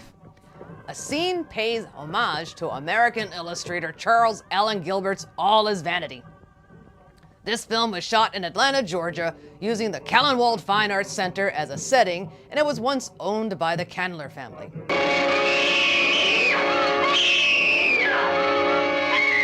Hey, stop that! Well, okay, they are kind of similar. Anyway, the lighting effects used in this movie are basically the same lighting stock footage that has appeared in almost every film ever produced by Roger Corman.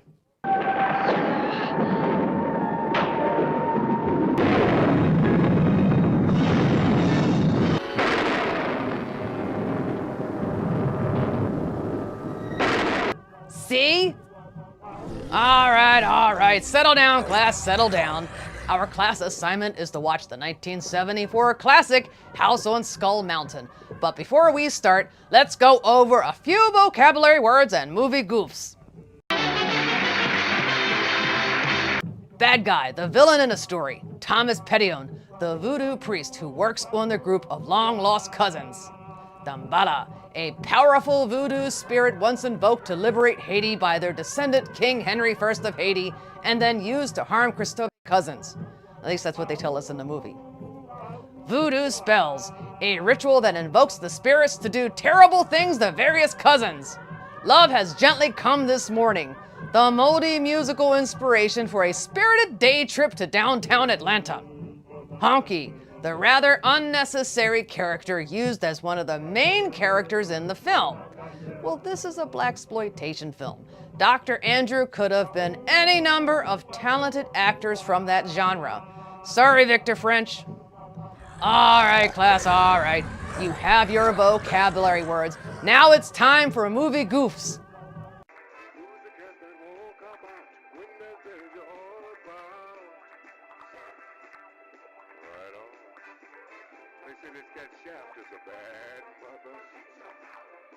Movie goofs. This is the part where you should take notes. And we only have one movie goof, so pay attention.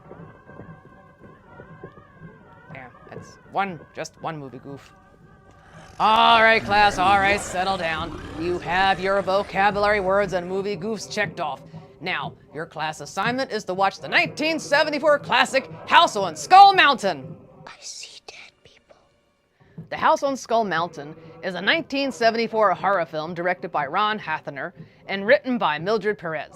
After Pauline Christophe, the sole heir to the mansion on Skull Mountain, dies, 4 of her family members are called to hear her will. Upon arrival, each guest is stalked by a skeleton in a robe. The movie stars Mary J. Todd McKenzie as Pauline Christophe, Janie Michel as Lorena Christophe, Jean Durand as Thomas Pettion, Mike Evans as Philip Willett, Ella Woods as Louette Pettion, and Victor French as Dr. Andrew Cunningham. Pauline Christophe dies in her home on Skull Mountain, and 2 days later, 4 of her relatives arrive for the funeral and the reading of the will. Philippe, Lorena, Dr. Cunningham, and Harriet Johnson. Pauline, as well as her butler Thomas and maid Louette, are avid practitioners of voodoo, and the funeral proceedings, and pretty much the entire movie, are plagued by various voodoo-related phenomena.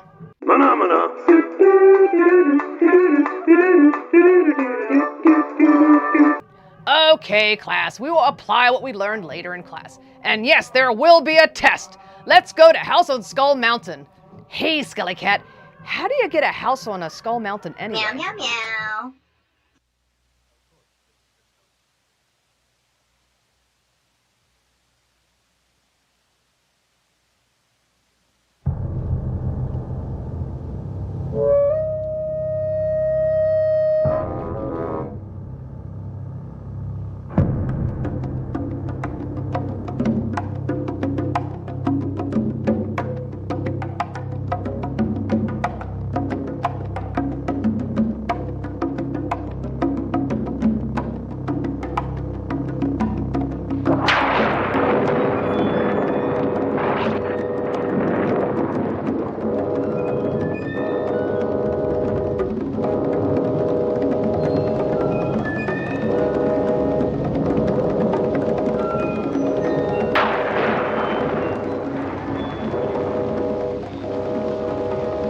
Eristum sanctimum sionum.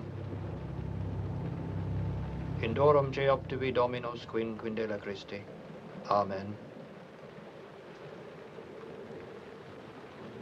Ecce agnus Dei, ecce quitola peccata mundi, meum, sentantum et virgo et senabitur, anima mea, ecce pesero viaticum corporus, aposte me induet, peducat, in vitum aeternum.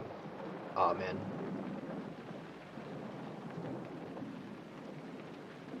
Dominus vobiscum. Father, you must help me. Cipollin. Toma, bring me my letter case, please. Yes.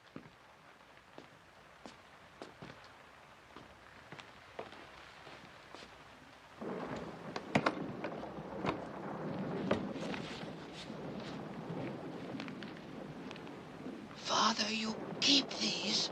Don't let anyone have them. Mail them for me, please. Of course, Mrs. Christoph.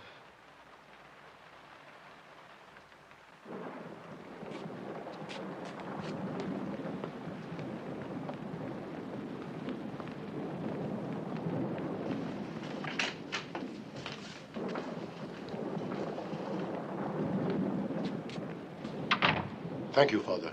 It will be much easier for her now. Well, don't leave her, Thomas. I know the way out. Is there anything else you want me to do? Pray for her. I will.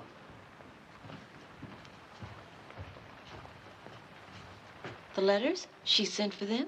Yes, What will happen? they may not come. But what if they do? Then Pauline will die happy.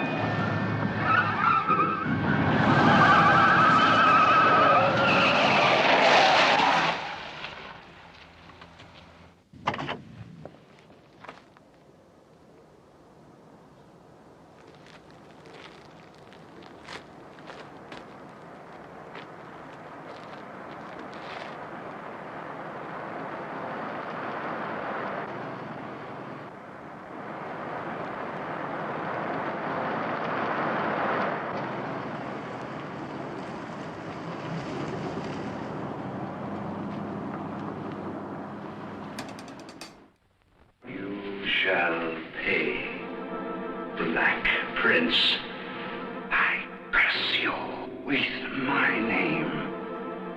You shall be Blackula. Blackula. The Black Avenger. Rising from his tomb to fill the night with horror. Blackula. Dracula's soul brother. Deadlier even than he. You know, he is a strange dude. You're the nut that ran in front of my cab. You're the only imbecile on this street. Boy. Blackula. Look at man, you found. I mean, he's got to be around here somewhere. I mean, now listen, you wait, you take your hands off of me. I don't know you. He thirsts for your blood. He hungers for your soul. Warm young bodies will feed his hunger. Hot, fresh blood will quench his awful thirst. Make it a Bloody Mary. Are you, into the occult? No! How about the, heavy stuff?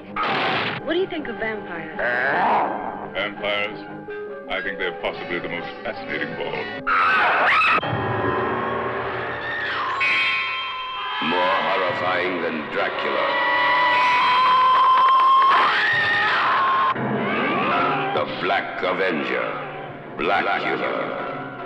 Meow, meow, meow, meow, meow, meow, meow, meow, meow. Meow, meow, meow, meow, meow, meow, meow, meow. I know. There are a lot of amazing actors in this film. And I know some fleshies consider this film too old-fashioned, but I like it. Anyway, Sally the Zombie Cheerleader here, and I hope you're enjoying House on Skull Mountain.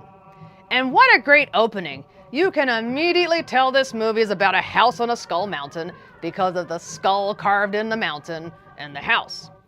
And if you like the opening, check out the poster for the film. Actually, it's one of my favorite poster art illustrations. Oh, and I'm sure most of our seasoned fleshy fans will recognize the actor that played Philippe. That's right, Mike Evans. Mike was not only the co-creator and writer of Good Times, but he also starred in the show as the youngest son until 1975. He left the show due to pressures of writing episodes for Good Times. In fact, Michael was responsible for writing about 133 episodes in total, and that's amazing. Good Times, which first aired in 1974, was a spin-off of Norman Lear's, that was a big TV writer-producer in the 70s. Anyway, Good Times was a spin-off from the comedy hit Maude, which first aired in 1972, which in turn was a spin-off of the sitcom All in the Family, which first aired in 1971. Sadly, Michael Evans passed away at the age of 57 from throat cancer. Michael was a good actor and prolific writer, and it's a shame we lost him so soon. Oh, and Norman Lear, he's still alive today, celebrating his 100th birthday back in 2022 in July. Meow, meow, meow, meow, meow, meow, meow. And if you like Michael Evans and his character, you'll love his appearance in this film. Meow, meow. That's right. Anyway, let's get back to the film House on Skull Mountain.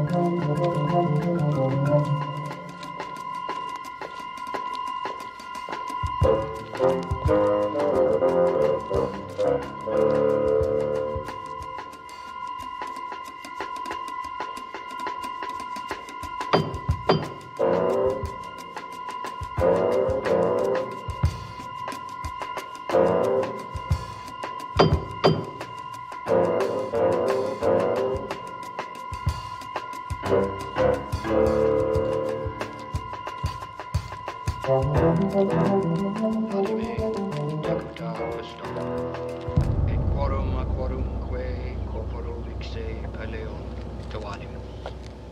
Vinculis delictua. Domine fidelium requiescum tum Dominum. Dactanum requiem aeternam dane Domine. Oremus. Domine fidelium requiescum tum Dominum. Benedicere. Veniare aeque orgelum sanctum. Attente semper cum sanctis tuis sine fide. Letantur per Christum Dominum nostrum. Amen. Veniare aeque orgelum sanctum. Requiem aeternam danae Domine. Et lux perpetua luceat Dei. Et lux perpetua luceat Dei. Requiescat in pace. Amen. Anima eius et anima. Amen.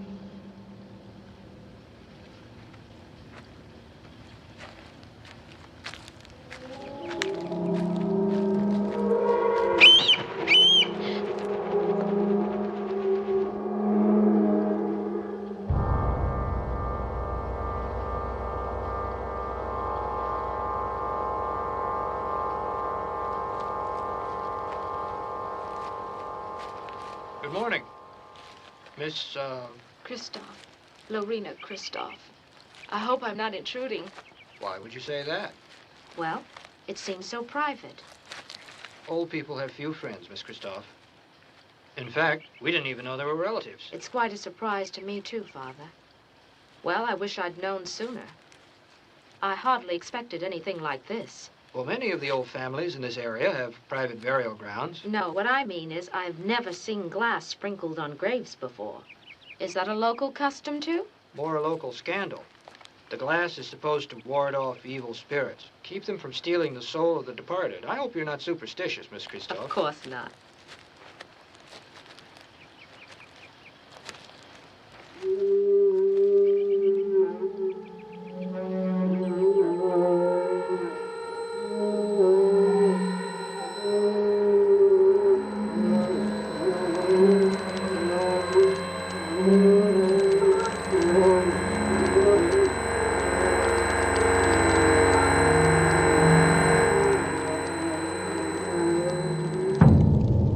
Cover it!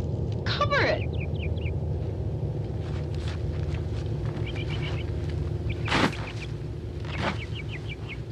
If there's anything you need, please don't hesitate to call. Thank you.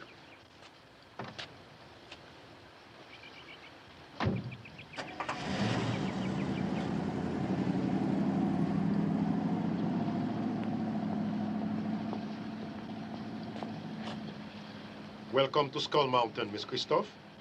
Thank you. I am Thomas. You have luggage?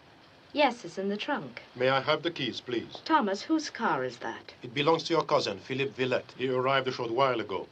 Thank you. I'd like to meet my cousin. He's inside, miss.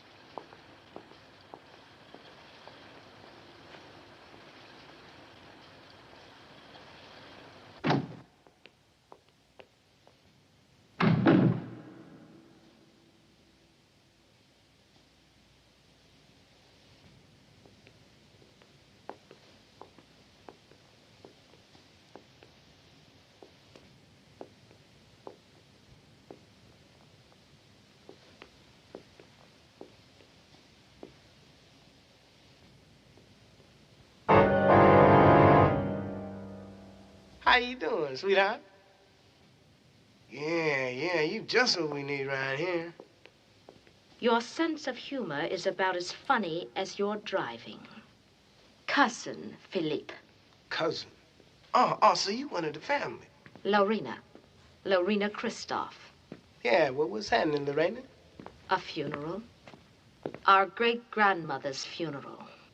And very nearly my own. Oh, was that you? Oh, well, I'm very sorry, Lorena.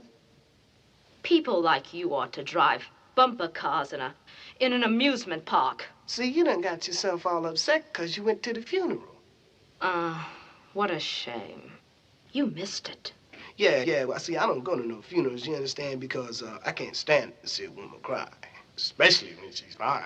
And you is fine, Mama. You act like this is all one great big joke. Your great-grandmother is out there dead, and there was no one even there to mourn her. What is the matter with you?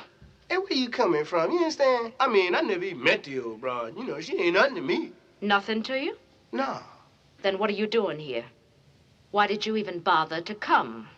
Why not? Ticket was free. Thomas said we were cousins.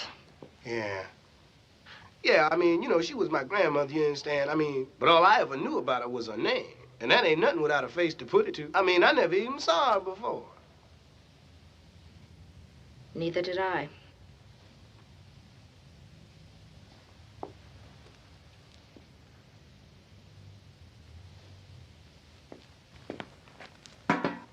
What's the matter? Louette. I saw smoke and blood. What are you talking about? The grave, Pauline's grave. A raven flew over and dropped a wunga. And then the casket started to smoke. A wunga means somebody will die. It was meant for me, Toma. A message from the grave, Louette? I saw it. It was blood. That old woman had more power than we ever dreamed. Pauline is dead, Louette. And the dead have no power. Only the living have power. But I saw it. Oh, perhaps. But there are guests in the house, and they must not be neglected. I've already taken the suitcases upstairs. Go show them up to their room.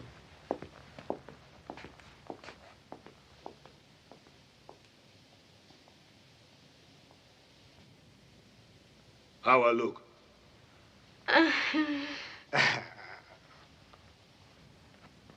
Excuse me. Yes. I'll show you to your rooms now. Oh, we have a wake or something? I mean, how long we gotta wait? For what? Go read the will. I mean, you know, they always read the will right after the funeral. Oh, Louette, have you met Lorena? Hello. Oh, so what about it, Louette? When they gonna read the will? Mr. Ledoux will be here tonight. He's a family lawyer. Oh, look here, why you gonna make us climb all them stairs? You know, let's take her on an elevator, you know? That's Miss Pauline's elevator. Yeah, well, I don't think she gonna say nothing. Ain't been fixed since she took to her bed. I hate a smart-ass witch.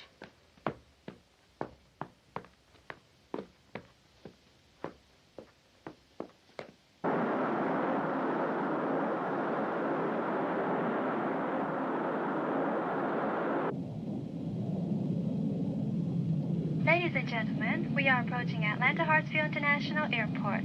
At this time, please extinguish all cigarettes and check to make sure your seatbelts are securely fastened.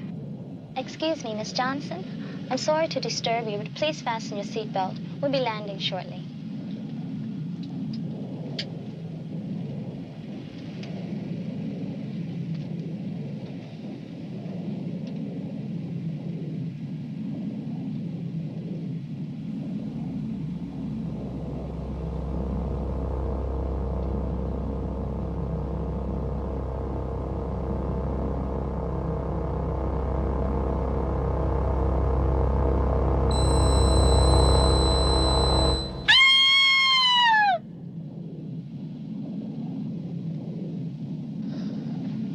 Miss Johnson, are you all right? Are you all right? Yes, I'm all right.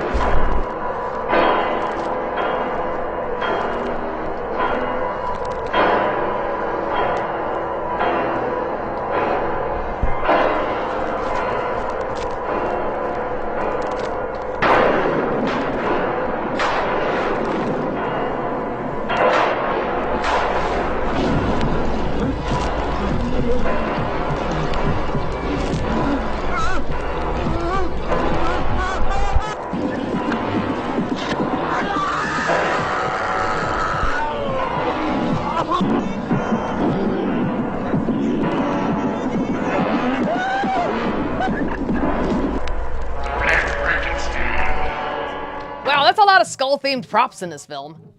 Wow, nice knockers. Yeah, nice knockers. Stop that! Yes, the door had a skull knocker, and it was a knocker, not knockers. Anyway, bad mojo is afoot, feathers are burning, Philippe has road rage, evil spirits are roaming, and I think I saw a Jawa on the plane. And broken glass? Well, that's supposed to ward off evil. Well, we'll see.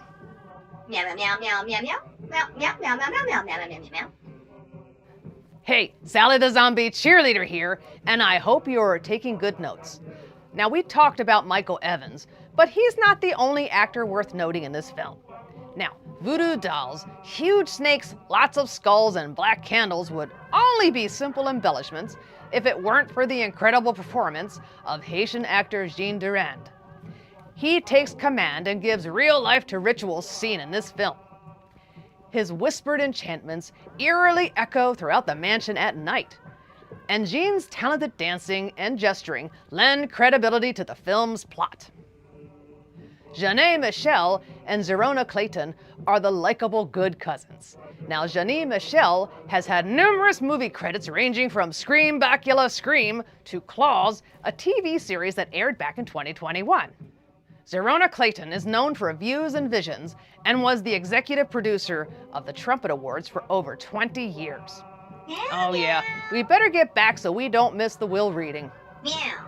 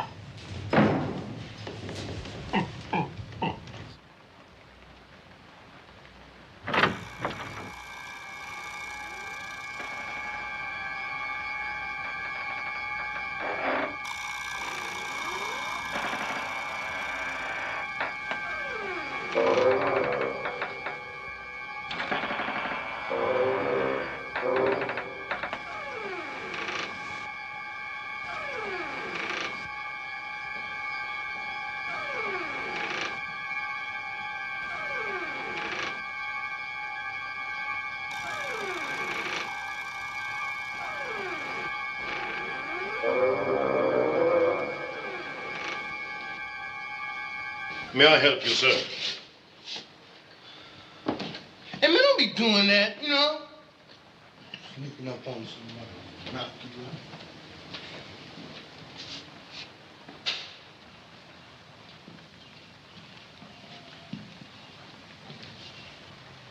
out. Hey, how you doing? You know something? You ain't half-assed, you know that? Yeah, you looking good. Hey, you dig this place, baby? Skull Mountain. What y'all do around here for kicks? Open a grave or something? You know, I figure a fine-looking young lady like you ought to get lonesome up here.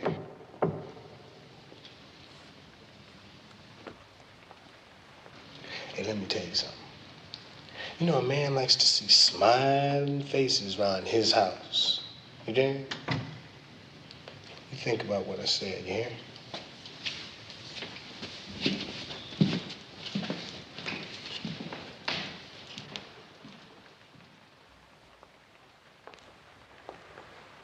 Hello. Miss Johnson, this is your cousin, Mr. Philip Willett. Miss Harriet Johnson. Yeah, what's happening, Harriet? Yeah. Also, you dig the scene? Scene? Yeah, the pad. House? Oh, yes. It's very nice. Yeah. How is? The funeral was this afternoon. Hey, man, it's still going on, you know? Oh, she's going to be with the Lord. May I show you to your room now? Yes, thank you. Miss Pauline's attorney will be here shortly. All right. Philippe, I'm going to freshen up, so I'll see you a little later. Yeah, well, right on, yeah.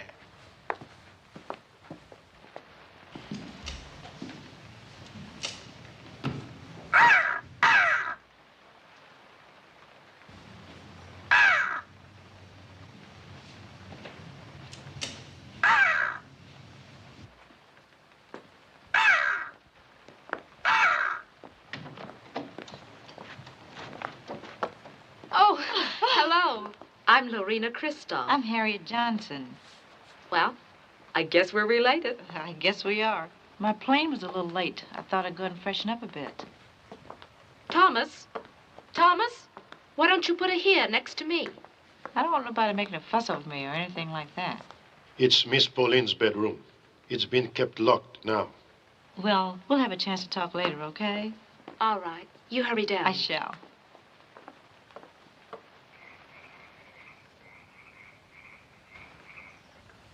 Oh, I'm sorry. Am I late? You're Miss Johnson? Yes, Please be seated. Thank you. I'm Mr. Ledoux, Miss Pauline's attorney. Now, I take it that none of you have heard from Dr. Cunningham. Who? Dr. Andrew Cunningham. Hey, who the hell is that? Hey, look here, man. How many people are there anyway? Therefore, Miss Kristoff, yourself, Miss Johnson, and Dr. Cunningham. At any rate, Miss Kristoff left a letter to be read on the day of the burial. Oh, man, don't nobody care about no letter, man. Read the will. I'll read the letter. My dear children, I thank you for coming. You will not know each other, but I have known you. You are the Kristoffs. Yours is no common ancestry, but a proud and powerful line, rich in history, strong in spirit. And these things you should know. The Kristoff legacy is a treasure beyond price, but it cannot be given. You must search for it. My enemies are defeated. Yours perhaps lie dormant. There are many dangers. You are a new beginning, and beginnings take time. It will not be in vain, for blood calls to blood, and will not be denied. Signed, Pauline Kristoff. I will leave this letter for Dr. Cunningham, and if you would be kind enough to give it to him when he arrives, I would appreciate it. Yes, of course, Mr. Ledoux. You may notify me when Dr. Cunningham arrives, and I will come back and read the will. Hey, no, wait a minute, man. No, I mean, how do we know the dude is gonna show up? I mean, you know that he could be dead, you know? I mean, we can't wait here forever. What Philippe means, Mr. Ledoux, is that we all have jobs to get back to. I mean, we just can't stay here indefinitely. I understand that, and I will return 1 week from tonight.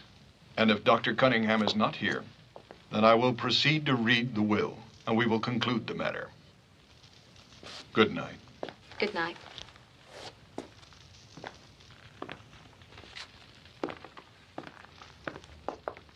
That's the dumbest thing I ever heard. Who is Dr. Cunningham? He's the only smart one. He had better sense than to go tripping away to hell and back just 'cause some old broad sent him a letter and died. The buffet is ready in the dining room. Thomas, you've been with Pauline a long time. I'm sure you must know more about the Kristoffs than the Kristoffs. I have spent more than 20 years in this house. This was Miss Pauline's favorite room. It contains the portraits of all of the Kristoffs. I know every face on this wall as if they were my own family. Pauline sounded like she was very proud of them. Her ancestors, I mean. She had reason to be. Henry Kristoff was Miss Pauline's great-great-grandfather. He led his people out of slavery and founded a nation. You hear that? Moses was a brother. I would not joke, Mr. Philip. He was a great man. He was a king. King Henry I of Haiti. I think I remember reading about him. Wasn't he the slave who led in the rebellion against France and then later became king? Yes, Henry Kristoff. Why, that's incredible. Well,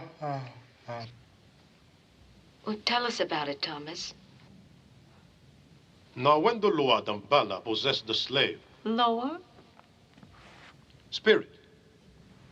When the Loa Dambala possessed the slave Henry Kristoff, these beads were a sign to remind him of all that he owed Dambala when he became a king. Oh, well, it seems to me that any spirit worth anything could do better than a string of beads, you know. I mean, how about a gold T-shirt? Do not scoff, Mr. Philip. The Loa Dambala is a very powerful spirit. Oh, come on, man. You don't really believe that. Well, why not? 4 million other people do. Believe in voodoo, that is. Who are you? Andrew Cunningham. You're the doctor? I'm a doctor. Hey, man, well, somebody must have got their wires crossed, you know, because you ain't the right color. The right color for what? Well, I mean, we're supposed to be related, and you don't look related to me. Well, you don't look related to me. So I guess we'll just have to take Pauline's word for it, won't we? No, man, Pauline is dead. You know, we ain't got to take Pauline's word for nothing, you understand? I'm Lorena Christoph, and this is Harriet Johnson. Harriet? Lorena? And this is Philippe Willett. Blood calls to blood. It looked like somebody didn't check out all the blood. I'd say she checked out everything. Did you know her? No, I didn't. I wish I would have, though. What kind of doctor are you? Doctor of Anthropology. Oh, you teach? Yes, I do. University of Maine. Look, I'm sorry I'm late, but I drove down and I had trouble finding the house. Are you hungry, Andrew? Starved is a better word for it. Good, so are we. Come on, Harriet.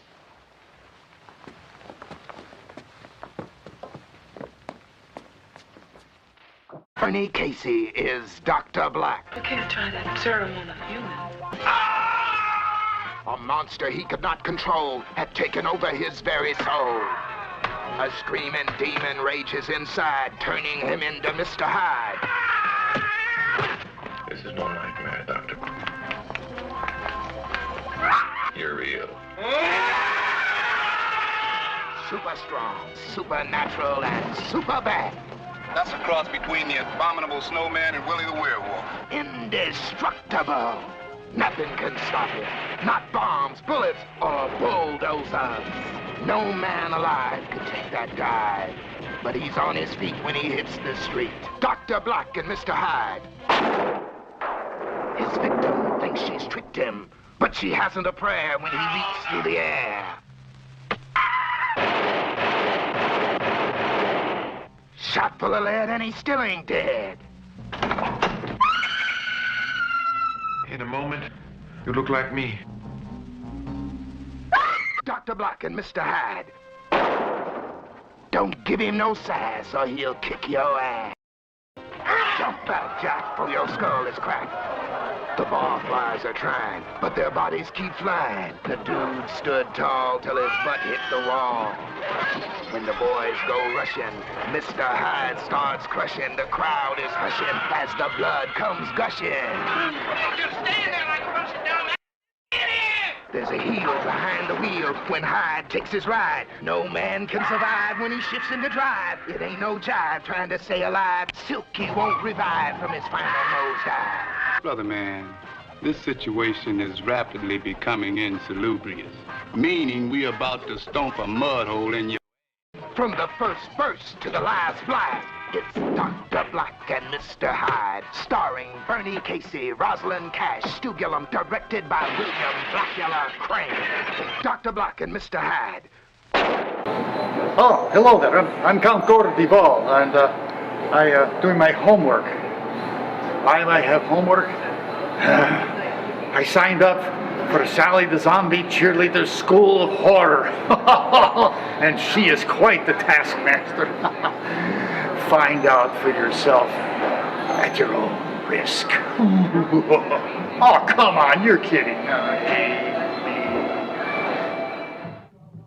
Oh, if you see a door opening and closing on its own, it's probably possessed. Flee, Skelly Cat, flee.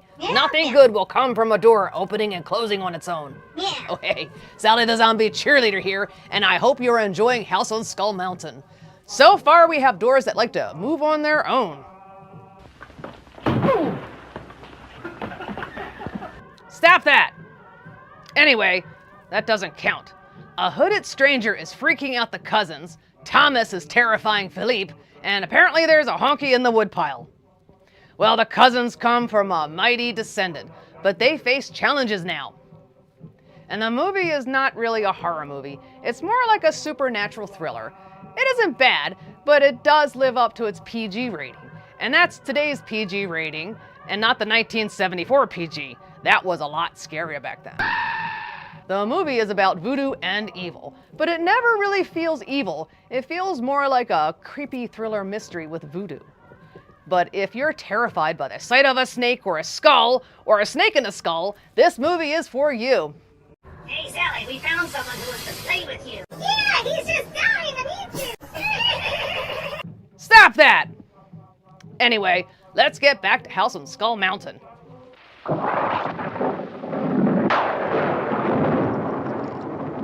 I hope Mr. Ledoux never comes back. Somebody around here is a mighty fine cook. That food was just like manna from heaven. Are you a cook, Harriet? Cook, maid, housekeeper, you name it, I do it. Hey, man, you the one I want to know about. I had that feeling. Well, there really isn't much to tell, but go ahead and ask. Well, tell me this, man. Who's the honky in the woodpile? I don't know, Philippe. I was literally left on a doorstep, raised in an orphanage. I mean, that's why I'm here. For information, not inheritance. Wait, that's just what we need to cheer things up. Pauline really didn't say very much, did she? Well, maybe she meant it that way. What do you mean? Well, if Pauline was really descended from Henry Christophe, she probably believed in voodoo. Pauline was Catholic. One doesn't exclude the other. In Haiti, for example, the Virgin Mary is just another aspect or a manifestation of the goddess Ursule, which is a voodoo goddess. Hey, man, how you know so much about that? Well, when I was in college, I did some research in voodoo. I was fascinated by it. I don't know why. Maybe the answer's somewhere in this house.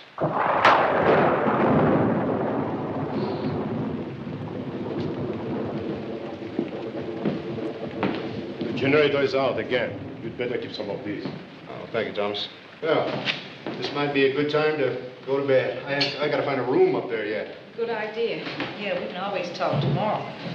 Y'all gonna leave me here by myself? Well, we are if you're staying here.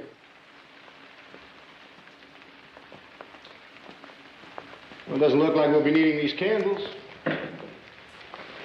Philip, you should really come upstairs and go to bed. You've had quite a bit to drink tonight, haven't you? Oh, well, that's all right, Harry. You know, I ain't had that much. You know? Well, okay, good night.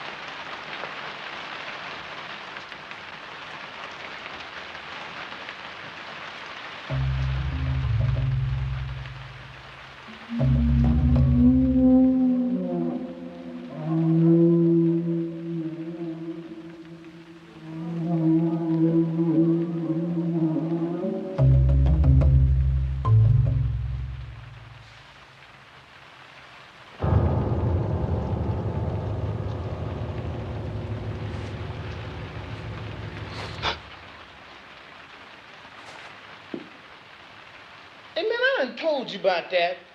Why don't you make some noise or something? Spooks. This place is full of spooks. Hey, you know something, Thomas? You a spook, you know that? You and your old phony voodoo. Hey, man, tell me something, you know, just between me and you on the quiet side. I mean, do you really believe all that voodoo stuff? I have seen many strange things, Mr. Philip, in this house. Things beyond belief.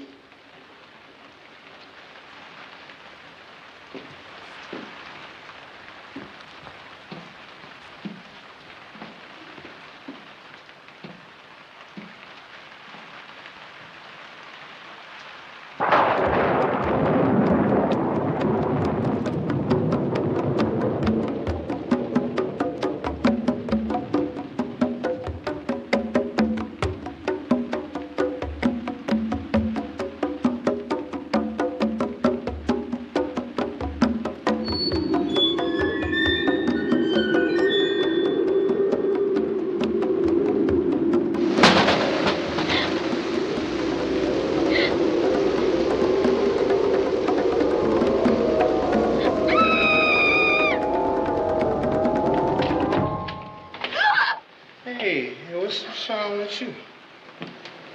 You frightened Oh, I'm sorry, babe. me. Back off. Oh, no, don't be like that. Billy, please, please, go to bed. Hey, look here, why don't you just knock it off, you know? Why don't you knock it off, Philippe, and go to bed? Hey, who you think you are, nigga, the white knight? Get out of here. You're drunk, Philippe. Go to bed. Say, man. Philippe, please. Thank you for the wine. That was very thoughtful. All right, then. Go to bed. I'll see you tomorrow, okay? Yeah, well, that's good. Yeah, man, the young lady says she's tired, you know?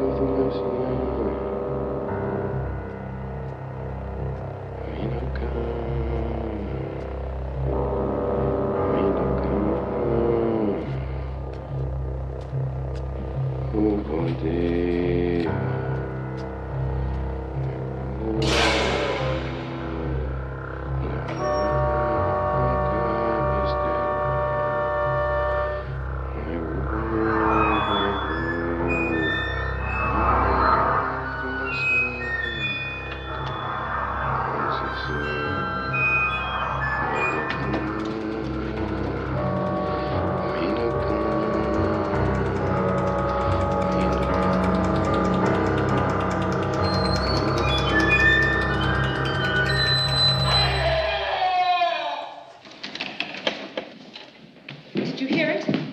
I think it's the elevator.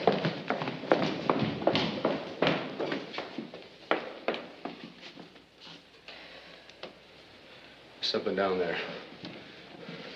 You two better stay here. We're coming with you.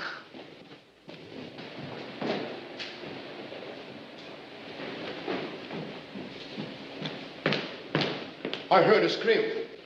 Philippe is missing. This elevator go all the way down to the cellar? Yes. Show me where.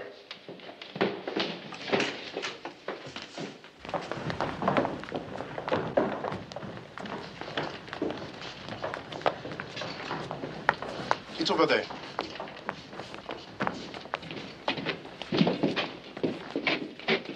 Thomas, you better call a doctor. Yes.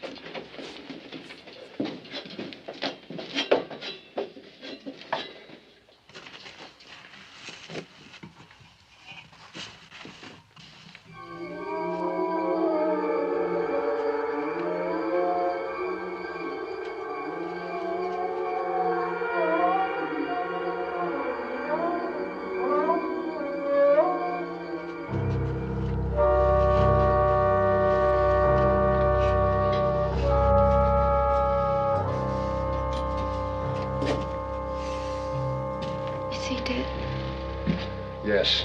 Oh, Lord have mercy. Look, Harriet, have Thomas notify the sheriff. All right.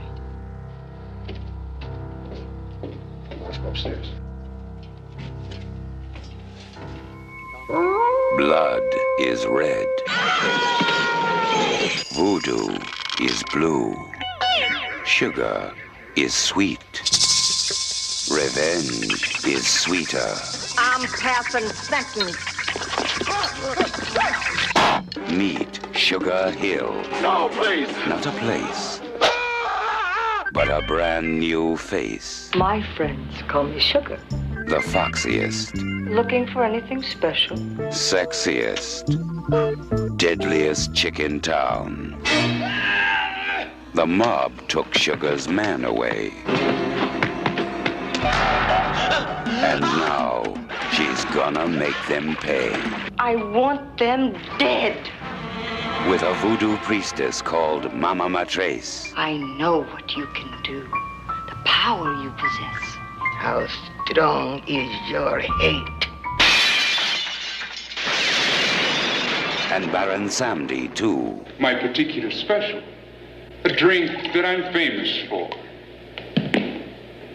The zombie. This is my domain, a kingdom of the dead.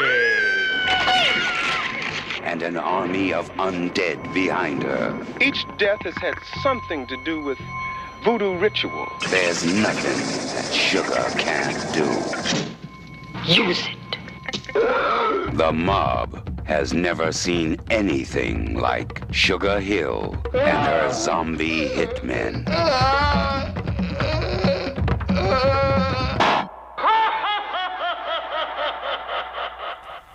There was a house on Skull Mountain. There was a house on Skull Mountain. It slid into the ocean with all its occupants. But the voodoo person behind it did not repent. Well, my dear fiends, this is Bobby Gale Munster and my faithful companion and pal, Boris T. Buzzard, here for Sally the Zombie Cheerleader's house on Skull Mountain. And I promise you, no more singing from me. And until next time, keep screaming. Hey, are we on? Wake up. Yep, I think the camera's going. Can you see it? Oh, okay. Yeah, we're supposed to be on hiatus or something like that, right? But we got a list in here of what Sally, the zombie cheerleader, is going to be playing on her show. Do you know who Sally is? Oh, she is like a teacher. She plays movies and tells you all about them. But it's not boring. It's actually pretty cool. Yes, she makes learning fun. So, her movies are going to be Death Dream, I Drink Your Blood, I Eat Your Skin, and House on Skull Mountain. Yeah, I know. I don't understand why anybody would want to drink your blood or eat your skin when there's plenty of Mountain Dew and Cheetos. Yeah, now, Skull Mountain sounds kind of cool. Would you like to go to Skull Mountain? All right, maybe we'll do that. Oh, you know what? I think this is all connected. I think you're having a death dream that you drank blood, ate skin, and it all took place on Skull Mountain. Yeah, that makes more sense to me. So anyway, check out Sally the Zombie Cheerleader, watch all her great movies, and if you get bored, you can come see us. Janko and Hal, Horror Gaming Theater. I don't know, it's on YouTube or something. Anyway, take it easy. Bye. And now it's time for Sally's cool art, submitted by her faithful fleshy fans.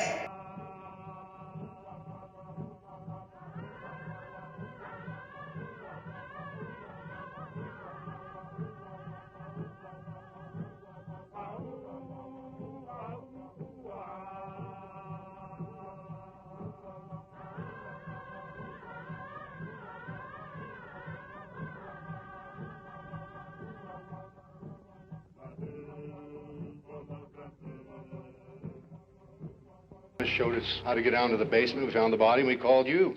That's about the size of it. Look, we better start over. From the beginning this time, you all came down for the funeral, is that right? Not really, Sheriff. You see, Mrs. Kristoff sent me a letter asking me to come. And it wasn't until I got here that I found out she was dead. Well, this dead cousin of yours, Philip, what's his name? Any of you come down with him? No. I didn't even know I had no cousin, Sheriff. What do you fit in, Dr. Cunningham? Just like all the rest, I came at the request of Pauline Kristoff. Well, I understand that, but they's kin now. Why'd she want you? She was my great-grandmother. So none of you knew each other?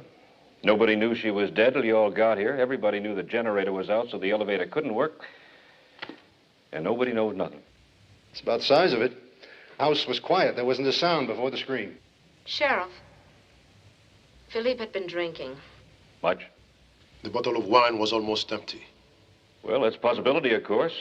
Doc will do an autopsy. We can figure out how much liquor he had in him. Means you folks are going to have to stick around for a while. Oh, what do you mean a while? I'm due back at the university. Well, I reckon you're going to have to tell him you'll be delayed. I'm going to have to get the judge from Brunswick. He'll want an inquest, and I don't want you folks going home till we get this thing cleared up, you hear? I'll be in touch. All right, thank you, Sheriff. Lorena, you all right? I'm fine. Seems like we ought to be doing something. Yeah, I know what you mean, but there's nothing we can do except get some rest. Harriet? Here, come on, honey, let's go.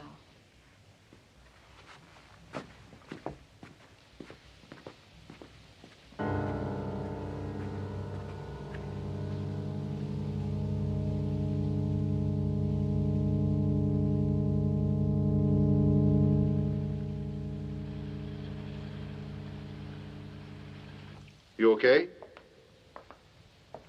You didn't sleep, did you? Me either. The sheriff upset me last night when he said we had to stay for an inquest. Why can't we just leave? Go home? Lorena, we cannot just walk away from this. That's not what I mean. I know what you mean. Look, there is something else here, Lorena. There's something else here waiting for us in this house. You're beginning to sound like Pauline's letter. Look, Pauline brought us here for a reason, right? Yes. You think that reason is just to have company around a deathbed? No, she brought us here for something else. And if we walk away from here now, we're never going to find out what it is. What difference would it make? What's so important about it? Lorena, it's important to me.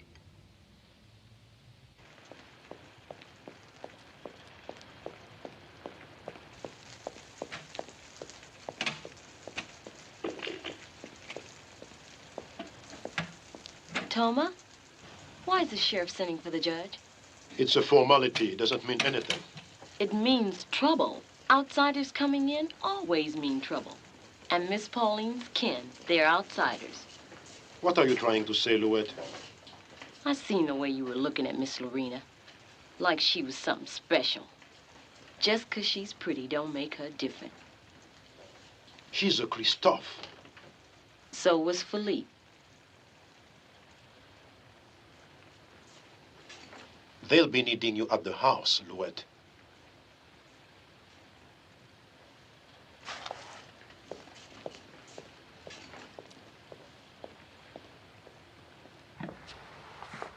Good morning. Morning, Harriet. Harriet, we're going to go to Atlanta. Why don't you come and go with us? No, the two of you go. I'd rather stay here. Are you sure? Yes. You go and have fun. You be sure and stay and rest, hmm? You be sure and have fun, okay? Okay. I'm going to go get my purse. I'll get the car.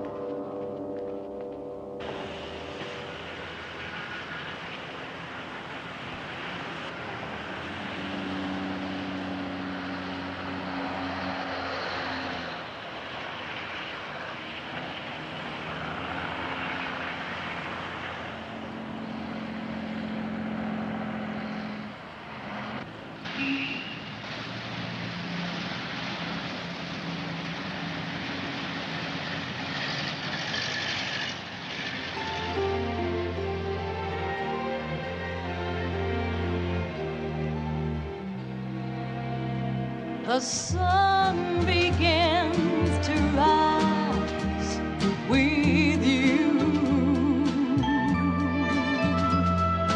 The softness of your voice excites me.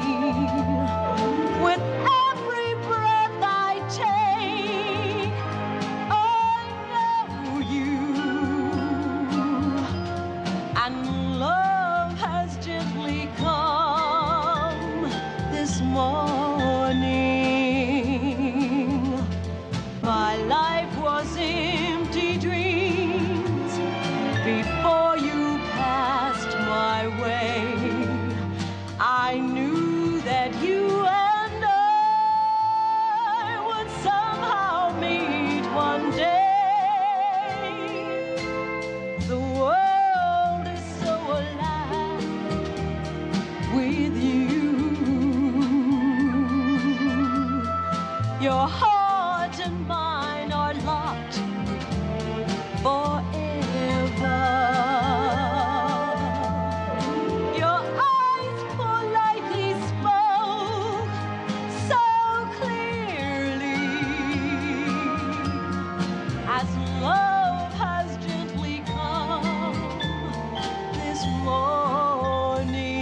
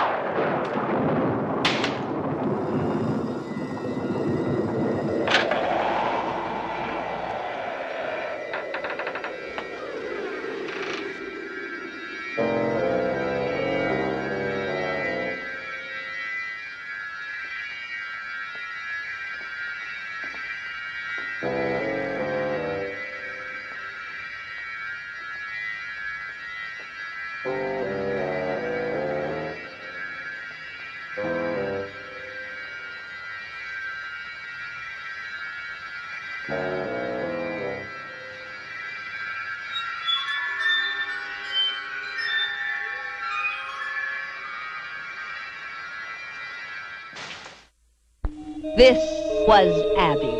This was Abby. A woman loved and in love until that night when something evil came looking for a soul to possess.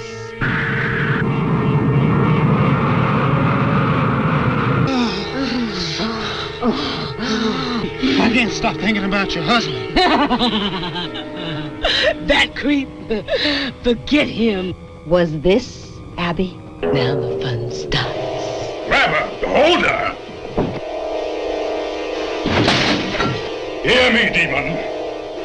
Leave this woman's body! Abby. Rated R. I'm the Count Gordival, and I'm going back to school. Yes, I've got to learn a little bit more about horror and who's going to teach me. But Sally, the zombie cheerleader, she's got the school of horror. And, you know, you got to go to the best to learn the real stuff. Right? Right. All right, fill in the form. Meow, meow, meow, meow, meow, meow, meow, meow, meow, meow, meow, meow, meow, meow, meow, meow, meow, meow, meow, meow. Yeah, poor Philippe. He should have stayed away from the swinging door. See, I told you nothing good would come from doors that swing on their own.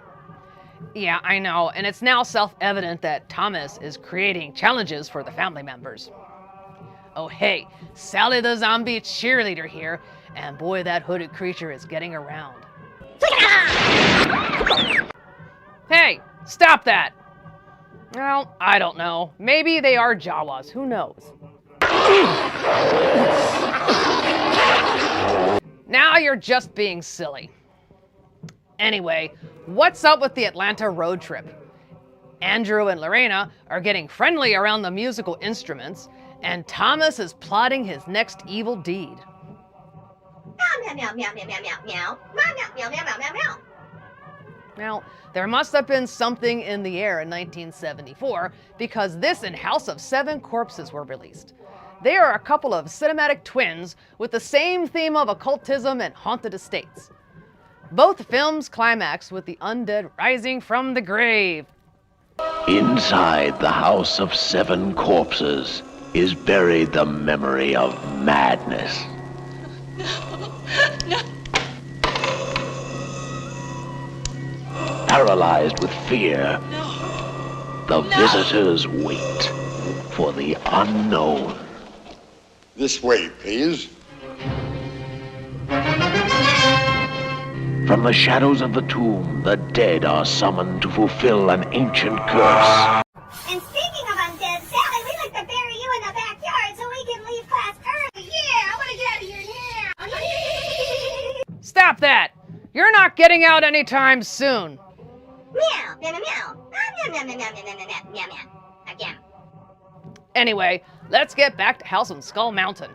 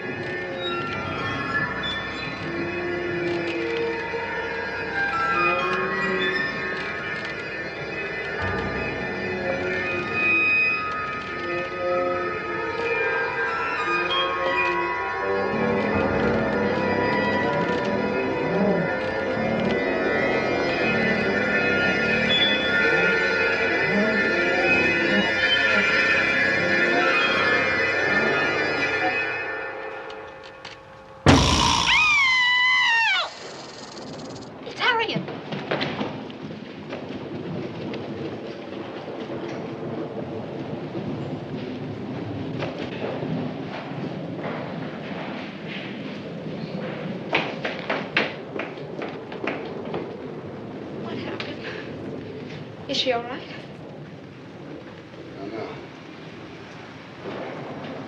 Don't know.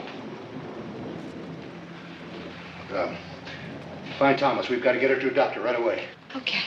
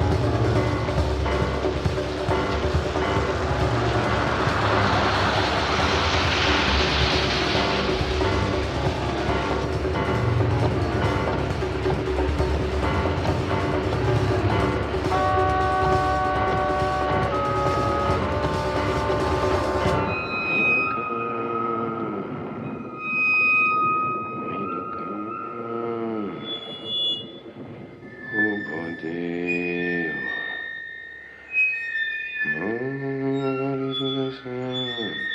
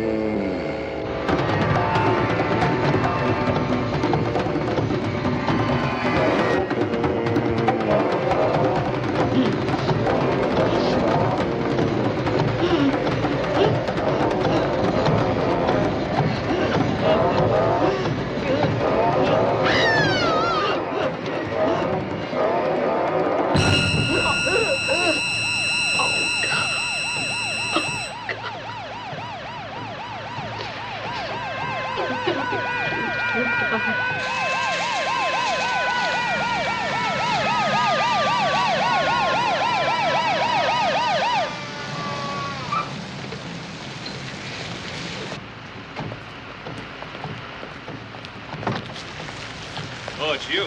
We have to get Miss Johnson to a hospital.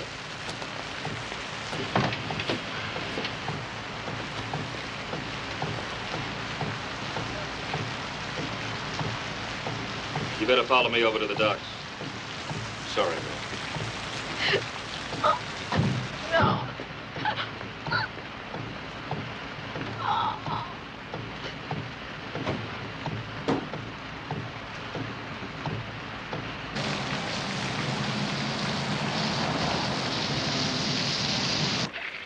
So I finally pulled him over in the middle of a downpour, got in the back seat. She's already gone. Does young lady know? Yeah, Doc, she knows. As far as I can tell now, it seems like a heart attack. Of course, I won't be sure until after the autopsy tomorrow. When are y'all going to get to it, Doc? Sometimes tomorrow. Look, Sheriff, is there a hotel or a motel close by? Oh, I'm afraid not, Dr. Cunningham. Close, I think it'd be 20 miles. You look as if you could use a sedative, Miss Kristoff. Thank you, Doctor. Excuse me. As soon as I hear from the doc, I'll get in touch with you at the house. Thank you, Sheriff. Good night.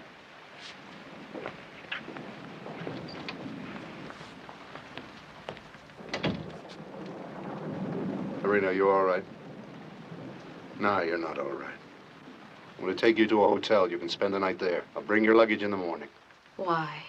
Harriet, Philippe. You don't think that those were accidents, do you? No, I don't. Marina, look at these. I found one of these in Philippe's hand last night and another one next to Harriet tonight. I don't understand. You're trying to tell me that this is voodoo. That is exactly what I'm trying to tell you. I can't believe that. These are voodoo. And that's just as real as Philippe and Harriet dying. But why?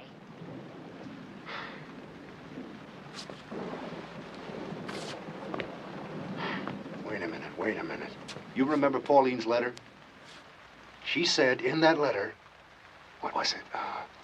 My enemies are defeated, yours lie dormant. That's it. Our enemies are coming to life. And it's not because of anything that we've done. It's because we're Kristoffs. Oh, my God. Then look, let's just get out of here. Let's just go. Lorena, I have to go back. What do you mean you gotta go back? Marina. Do you realize? Listen to me. I have to go back. I have to find out who I am. I mean, you know about yourself. I mean, you at least know who your parents were. You at least know what happened to them. You know what your name is. I don't even know what color I am. Oh, baby, does that matter so much? It's not the color, you know that. It's the knowing. Okay. We go back. We go back.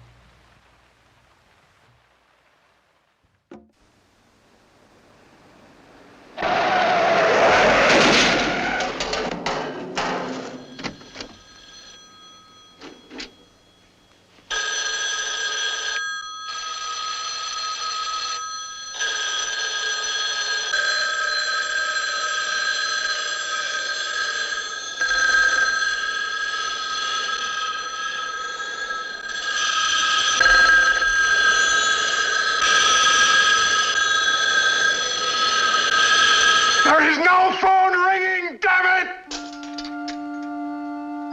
The last man on Earth lives in a fortress. What day is it anyway? Monday? The hell it is. It's Sunday. Sunday, I always dress for dinner. Discovered check. How does that grab you, Caesar? The last man on Earth always carries an automatic weapon. The last man on Earth is hunting.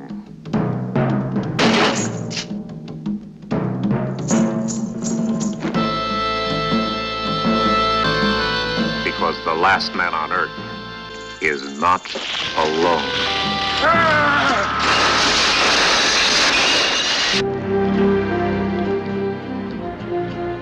Right up against the wall, you mother. Don't turn, just stand. When I want you to turn, I'll turn you on or off, up or around. I'll turn you. Now cool it. Now put your hands out. Out. Way out. I'll show how I like to go crucify you, baby. You got any more questions, fathead? My name is Robert. Your name's Mud. God, I forgot to keep the fuel up in the generator. They'll be into the garage.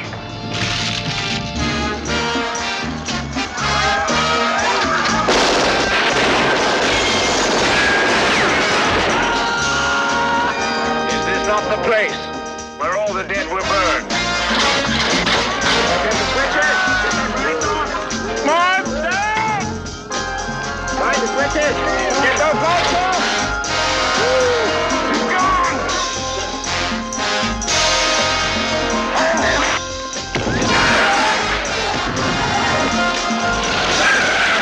Damn it, left and step on it. Step on it.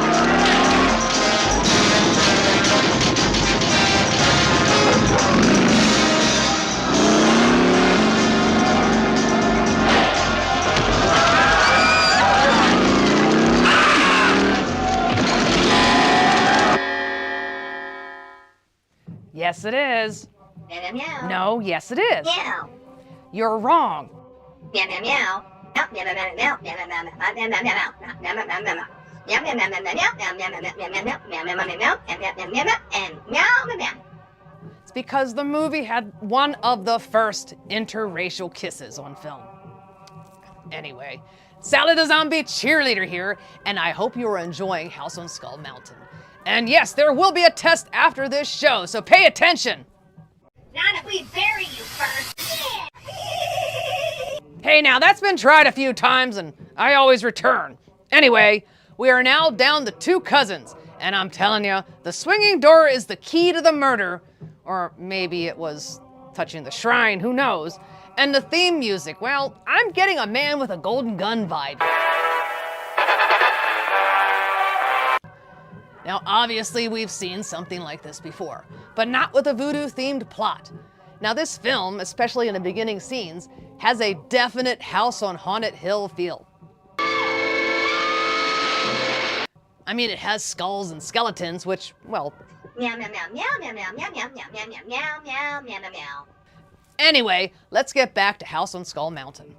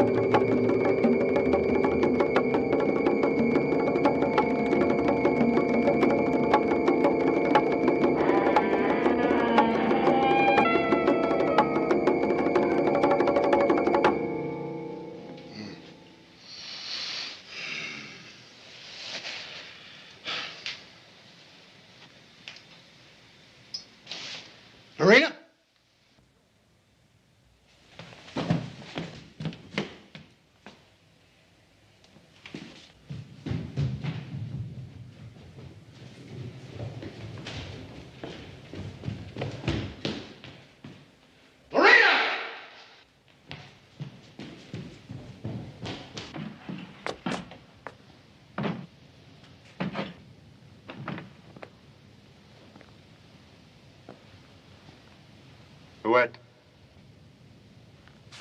Louette. Where is he? He's got Lorena. I can stop him, Louette. Don't be so sure. Where is he, damn it? Tell me. I'll show you. But you gotta promise to take her away tonight. Come on.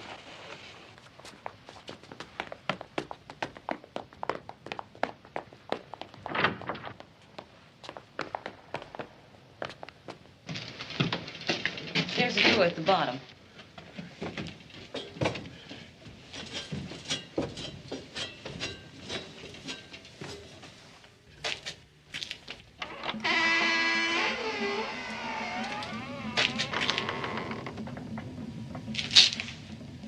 Louette? Louette?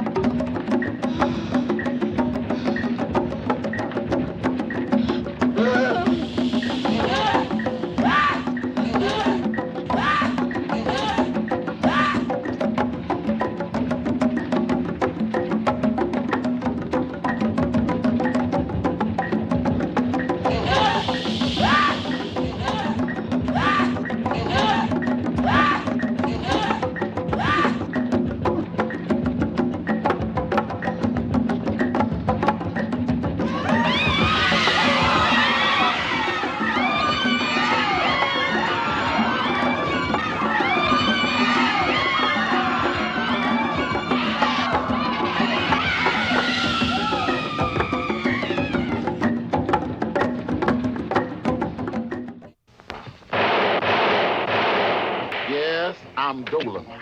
I'm the one that killed Monday and whooped Tuesday and put Wednesday in the hospital. Called up Thursday to tell Friday not to bury Saturday on Sunday. I'm the one that had the elephants roosting in trees and all the ants wearing BBD. From the first to the last, I give them the blast so fast that their life is past before they has even hit the grass. See me, uptown, downtown, crowned and renowned. Delayed, relayed, mislaid, and parlayed. Hatched, matched, snatched, and scratched. Whack, jack, smack, crack, boot black, blackjack, racetrack, and flapjack, and still coming back. If you crave satisfaction, this is the place to find that action. Coming to this theater as this next attraction is the picture that will put you in traction. Dolomite, starring me, Rudy Ray Moore as Dolomite, and that bad D'Urville Martin as Willie Green. Dolomite, Dolomite. Meow, meow, meow, meow, meow, meow, meow, meow, meow, meow, meow, meow, meow. Well, all right, the movie is starting to get exciting. Meow. I know. We have dancing, and we have snakes, and we have dancing with snakes. Meow, meow, meow, meow, meow, meow, meow, meow, meow, meow, meow. Oh, hey, you're back. And we are beginning to see Thomas in his true form.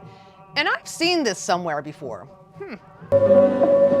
And now, at last, you'll witness the glory of his return. Meow, meow, meow. Meow, meow, meow, meow, meow. Yeah, I think so. Anyway, so far Harriet is gone, Lorena has an out-of-body experience, Dr. Cunningham likes to watch, and Louette is a goner. Oh, and the voodoo is really hitting the fan. Damballa is doing its worst, and we are down to just 2 surviving cousins. The voodoo rituals are stunning, and Jean Durand pours his heart and soul into his character. It's amazing. Now, I'm not sure how the last 2 cousins will survive, but I'm sure something miraculous will happen, tying up all the loose ends to a nice conclusion. Who knows? Meow, meow, meow, meow, meow, meow, meow, meow, meow, meow, meow, meow, meow, meow, meow, meow, meow. And on that note, let's return to House on Skull Mountain.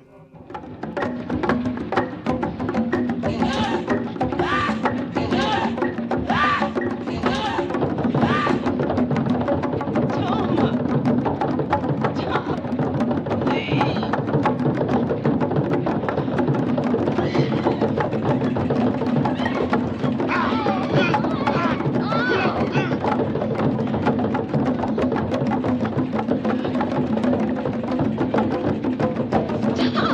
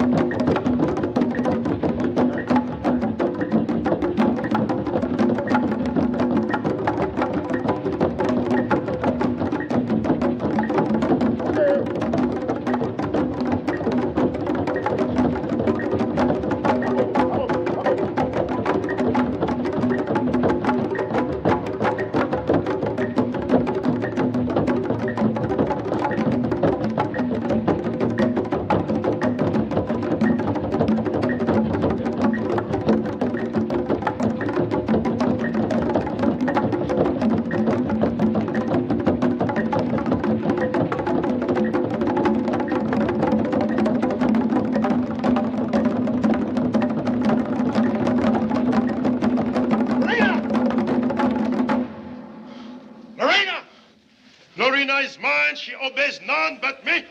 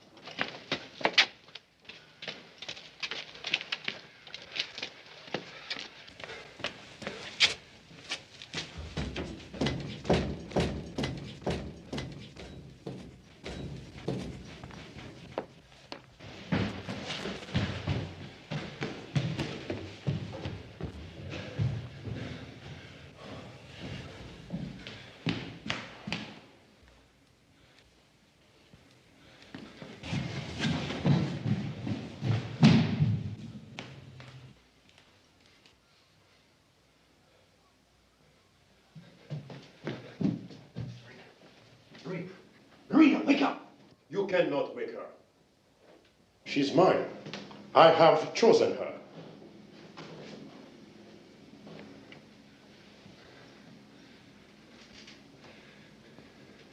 Harriet and Felipe killed them. You surprise me, Dr. Cunningham. I didn't expect so much perception from one of your background. Education is indeed a wonderful thing, isn't it? I find yours even more remarkable, Thomas. Yes. Pauline instructed me well. And yet you destroy her family. The blood is thinner now, weak. Lorena will be spared. Spared for what? For generations. The Pechons have lived in caution, obscurity. Our powers weakened, held in check by the Christophs. But now, through Lorena, the powers of the Christoph will be mine. A marriage of convenience, you might say. What about me, Thomas? I don't think you'll find me as susceptible as the others. Their ignorance was their destruction. But you, Dr. Cunningham, you have the capacity for knowledge. While Pauline Christoph was alive, you were protected. But now, your death will please me much. Awake, Lorena. Unveil your eyes. Awake, Lorena.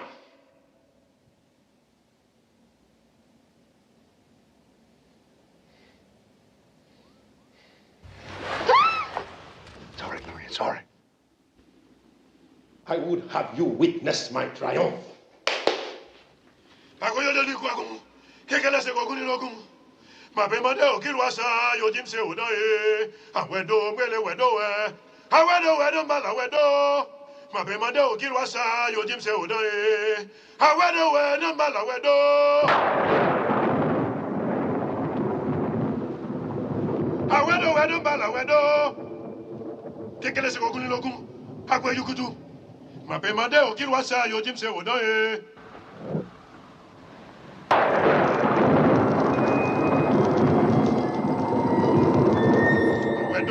nowhere. Awedo, wedo, malawedo.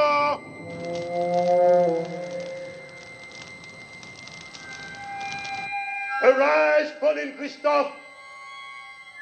Awake from your long sleep. I, Thomas Pétion, command it. Come to me. Come to me. Hear my voice and arise. Arise, Pauline Christophe, and come to me. Come to me. Hear my voice and arise.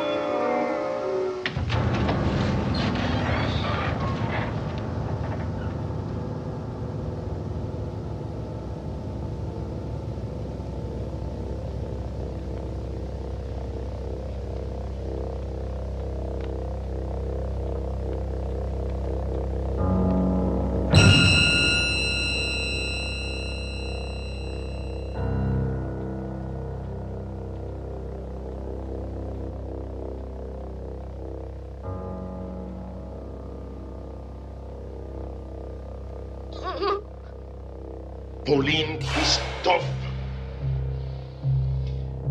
I have summoned you to do my will.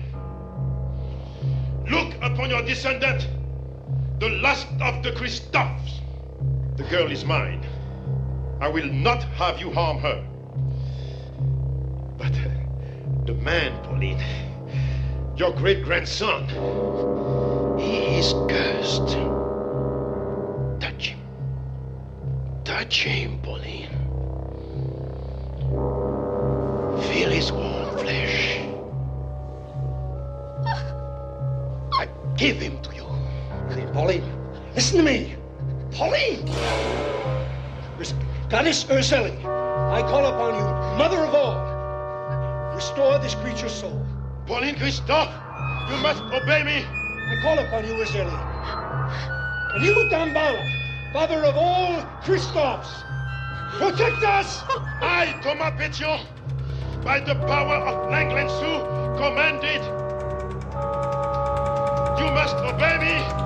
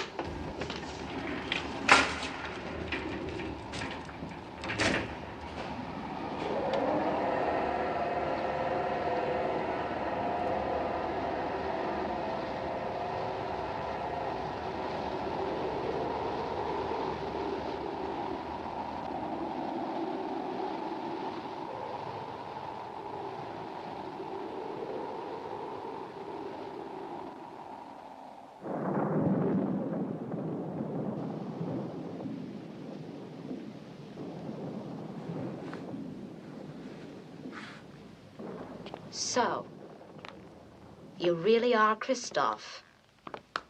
You know that now. Well, I have to be sure. What do you mean you have to be sure? What do you want? Bone with your mama's name inscribed on it? No, it's the curse of the anthropologist. We have to see it. Well, I'm a man of leisure now. I've got money, so I can...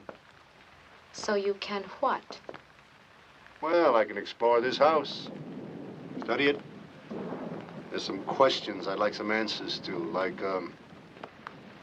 who Tama Perignon was, and why. I'd be afraid to find the answers. I'd even be afraid to ask the questions. I want to forget. I want to forget there ever was a Skull Mountain. It's going to be very hard for you to do, because half of this place is yours and always will be.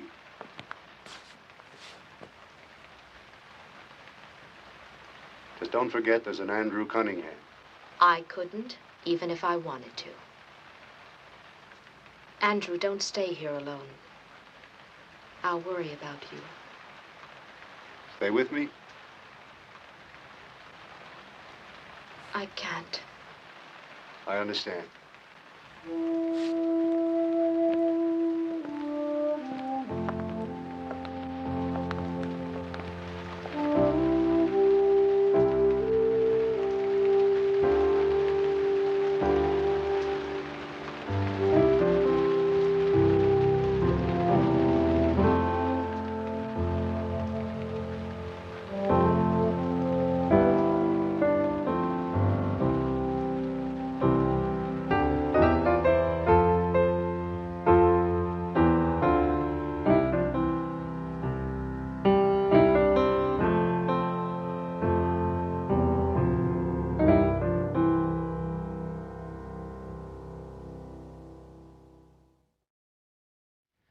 Boy, I tell you what, you break one skull and everything goes away. Yeah.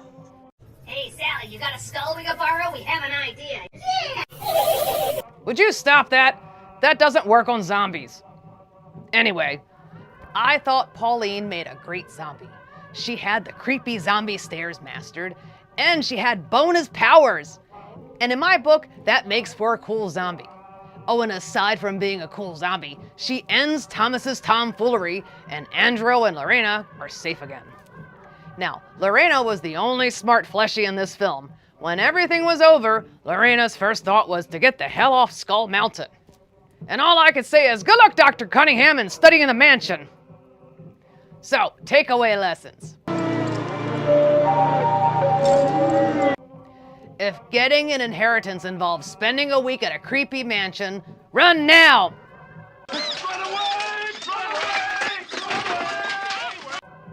Stop that! If you see a swaying door in the middle of the night, run away!